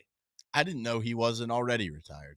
Well, he was at the Spurs he was at the Spurs last year and was okay, and then he went to the Clippers trying to do, which they've been a disaster. The Clippers have been a disaster. They've been bad, and Chris Paul's barely playing there. And yeah, the report came out that he was retiring. I really thought it meant just right now he's taking his ball and going home, but then it's at the end of the season. So I'm this might be the the second saddest retirement tour ever behind Paul Pierce's. When Draymond Green was yelling at him on the bench. They don't love you that way. You thought you were Kobe. That's what he said to Paul Pierce. You thought you were going to get a retirement tour. Nobody loves you. Nobody cares. Nobody cares. Yeah, that's what they said. So this is entering into that, Chris Paul just going to State Farm. Just going to go to State Farm full time. Be a real estate agent like his brother, or insurance. I miss Cliff. Was he real? Or yeah. Was that an actor? No, he's real. Oh, I thought that was just maybe a paid actor. No, he's just not getting any checks anymore. Tough break for him. Yeah. Trey Smith, though, he gets a check. Trey Smith does get a check. State Farm. I will say that about Mahomes. He's doing a good job of getting his ancillary people paid, except Jackson. I noticed Jackson ain't gotten on there yet. What's he up to now, I wonder? Trying to stay out of trouble. That's it. Monday Night Football tonight. Any interest at all in 49ers Panthers? Yeah, a little bit. I mean, it's a game worth watching, I think. Carolina's not as dead in the water as they once were. In fact, do they still have a winning record? Are they? I believe they are 6-5. Yeah. Yeah. So, yeah, that'd be a decent game.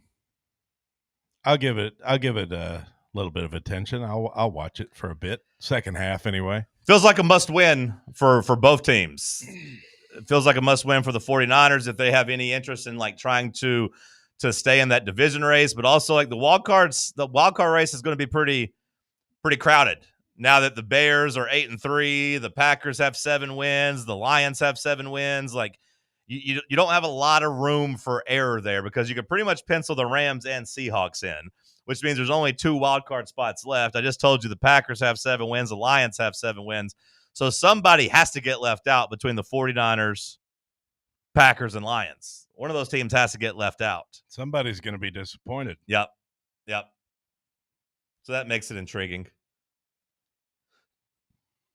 Last call on the other side. Stick with us. It's Talk Sports on Fan Run Radio. Big Orange Country's home for sports. This is Fan Run Radio. Is that old tree in your yard starting to lean a little too much? Branches hanging over your roof? Don't wait until it's too late. Call ECR Total Landscapes today. At ECR Total Landscapes, we specialize in safe, professional tree removal, trimming, and storm damage cleanup. So if you've got trees that need to go, now is the time to give us a call. Plus, we're offering free stump grinding now through the end of the year when you use or mention promo code FANRUN. That's right, free stump grinding for Fan Run Radio listeners. At ECR Total Landscapes, we live up to our name by offering total landscape services. In addition to tree cutting, we also offer a wide range of landscape installation services and custom monthly maintenance packages that create stunning outdoor spaces tailored to your vision. Give us a call today to schedule a free estimate at 865-384-2012 or just visit us online at ecrtotallandscapes.com. Are you thinking of buying a home but don't know where to start? Well, call VFL Josh Travis, your local mortgage expert with Foundation Mortgage, based right here in Knoxville. Whether it's your first home or your forever home, he'll keep the process simple every step of the way. To get started, visit mortgagebrokerjosh.com or call 423-312-9777 today.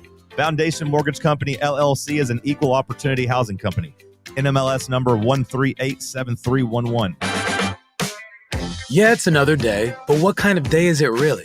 A day of doom scrolling? Laundry day? Nah, it's a White Claw day. Light and refreshing tasting, uniquely cold way filtered. There's an iconic flavor for everyone. So grab a pack, grab your friends. Make the most of each day with those who matter most. When you're together with White Claw, every day is a once-in-a-lifetime experience. You just gotta grab it. White Claw. Grab life by the claw. Please drink responsibly. Hard seltzer with flavors. White Claw Seltzer Works, Chicago, Illinois. At Knoxville Insurance Group, they understand the challenges many consumers face when searching for insurance coverage. That's why whether it's for you, your family, or your business, they create a coverage plan specifically for your unique needs. Knoxville Insurance Group is an independent firm, which means they aren't beholden to just one insurance company. They search multiple companies acting as your negotiator to find you the best possible policy and price. Start a quote in minutes at KnoxvilleInsuranceGroup.com or call them today at 865-694-9788.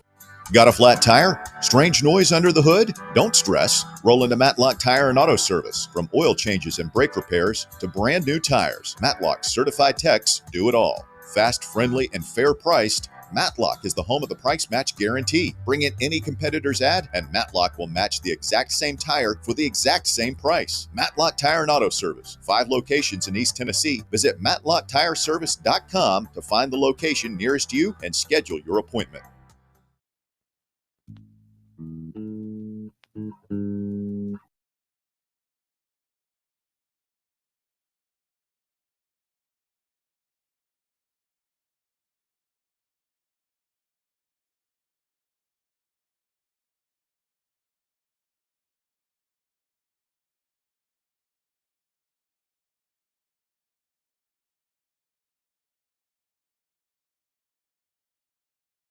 Last call here on the program. Cody, any Tennessee Rutgers thoughts you want to get off your chest before the game today? Viva Las Vegas. No thoughts, really. Just I expect us to take care of our business. Rutgers dropped out of the top 100 in KenPom after a very embarrassing loss for them last week. That game became a absolute must-win, but an absolute must-win comfortably because this Rutgers team, not very good. They lost to Central Connecticut by 13 points on Friday, Cody. I don't know if you saw that.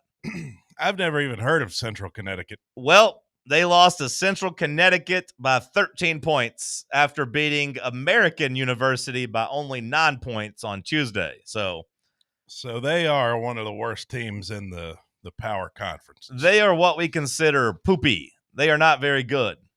Yeah. So we should win by the spread. Amount. Yeah, the spread yesterday was 14.5. I believe Will Warren, shout out to him for joining us. Appreciate him. Love talking to my buddy. I think he said 15.5, so maybe it's changed this morning. I haven't seen it. But yeah, this is a game that Tennessee not only needs to win, they need to win comfortably. Take care of business. The more points you win by, the better chance you have of going to the final. Do you care about that? No, because I don't think we're going to be able to do that. Because even if you beat Houston, you're not going to run them out of the building. But if you beat Rutgers by 20, you might have a chance. Maybe it'd be enough, yeah. I just want to – I really want to see how we compete against Houston and see what that game looks like. And then, you roll your dice on that third game. But you are ultimately right. Winning against Rutgers and winning against Houston, you take that even if it's a 5-point win against Rutgers and a 1-point win against Houston.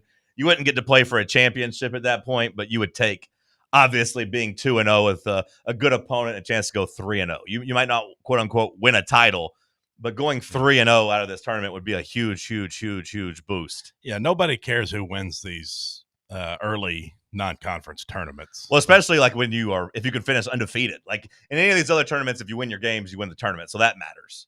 Yeah. But here, you can go 3-0 and not win, and that wouldn't be a failure by any means. No, but if you were to, like you said, you keep your record unblemished, that'd be cool. You get a nice win against Houston and then another quality opponent. Players are getting some money for this one. Well, that's good. That's good. It's a big NIL tournament. Last year they did what? I think they gave every school $1 million, and then the winning team got to split another $1 million. Or I guess if you finish in the top 4, you got another $1 million last year. Is how it worked. Now, does the school get the money up front, or is that the players actually get the money? Well, I think the idea is that the players get it. It's supposed to be NIL money. They pay it to the schools, and then the school disperses it. Yeah. I don't know who I imagine it goes to the school and the school disperses it, especially now there's revenue sharing and all that. All 8 teams were paid on time and in full as promised. Oh, that's good. They didn't scam anybody. Nope, which is important. Sometimes people get PR scammed. Note. All 8 teams that were there last year came back this year. We want some more of the money. They said, give me the money. We want some more money. We'll play in this every year. So, like, it does feel – I haven't seen – Sam, have you seen any updates in terms of the money? Have they changed that at all? Is it still everybody gets $1 million? Like just the dollar amount? Yeah, have you seen anything with that? Yeah, I think it's $1 million. Yeah, I was checking to see, but they added all those extra teams, but I guess they're like, hey, we can make more money now.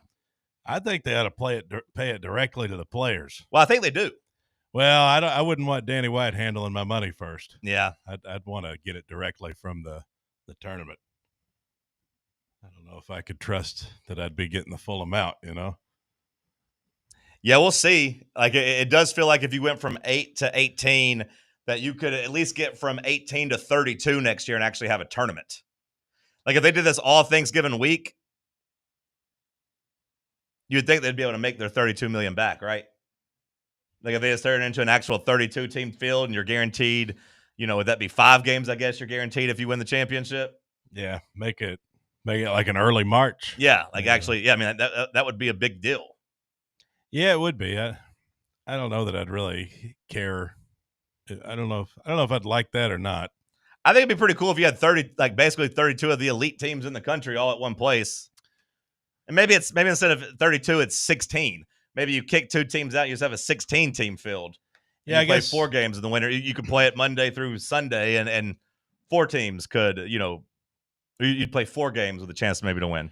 I guess it would be neat to go back and see where teams were at in November versus where they're at in March. Yeah. It's like, hey, this team won the early season tournament, but they got knocked out in the second round of the real tournament. You'd have that. 9 teams coming to this week ranked, in this field.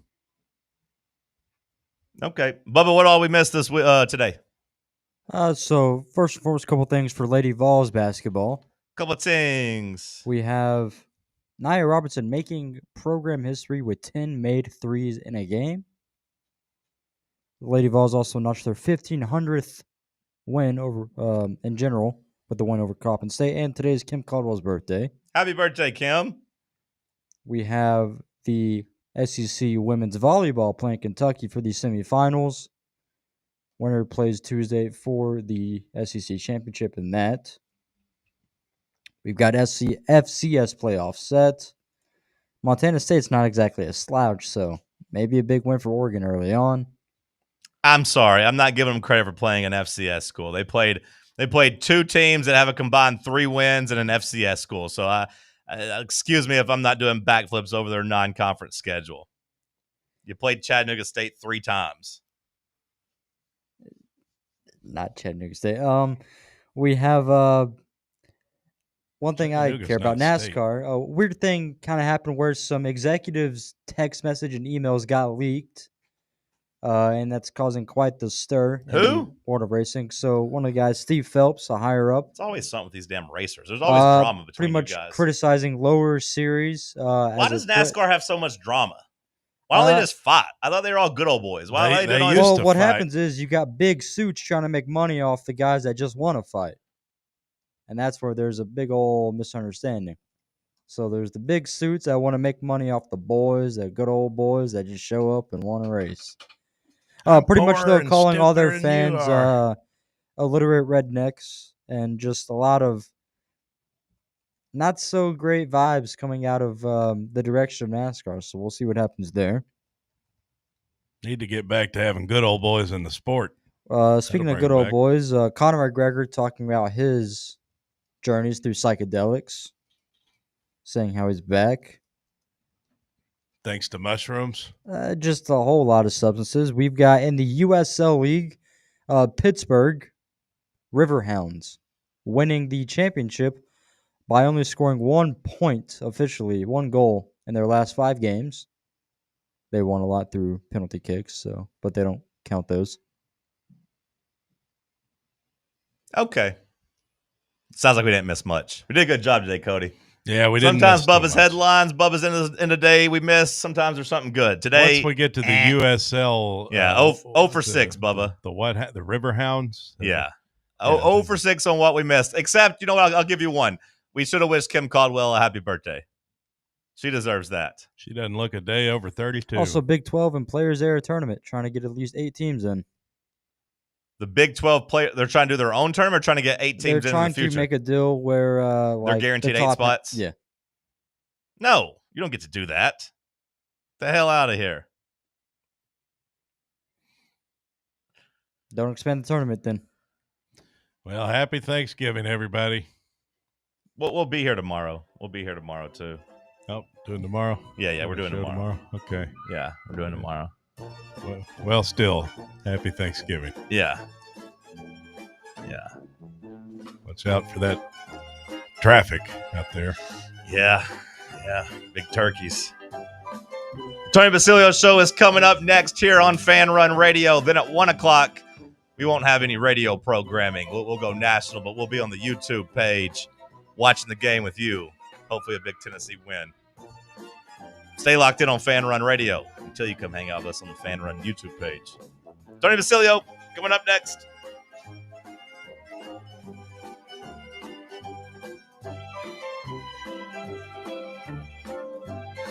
Take Fan Run Radio with you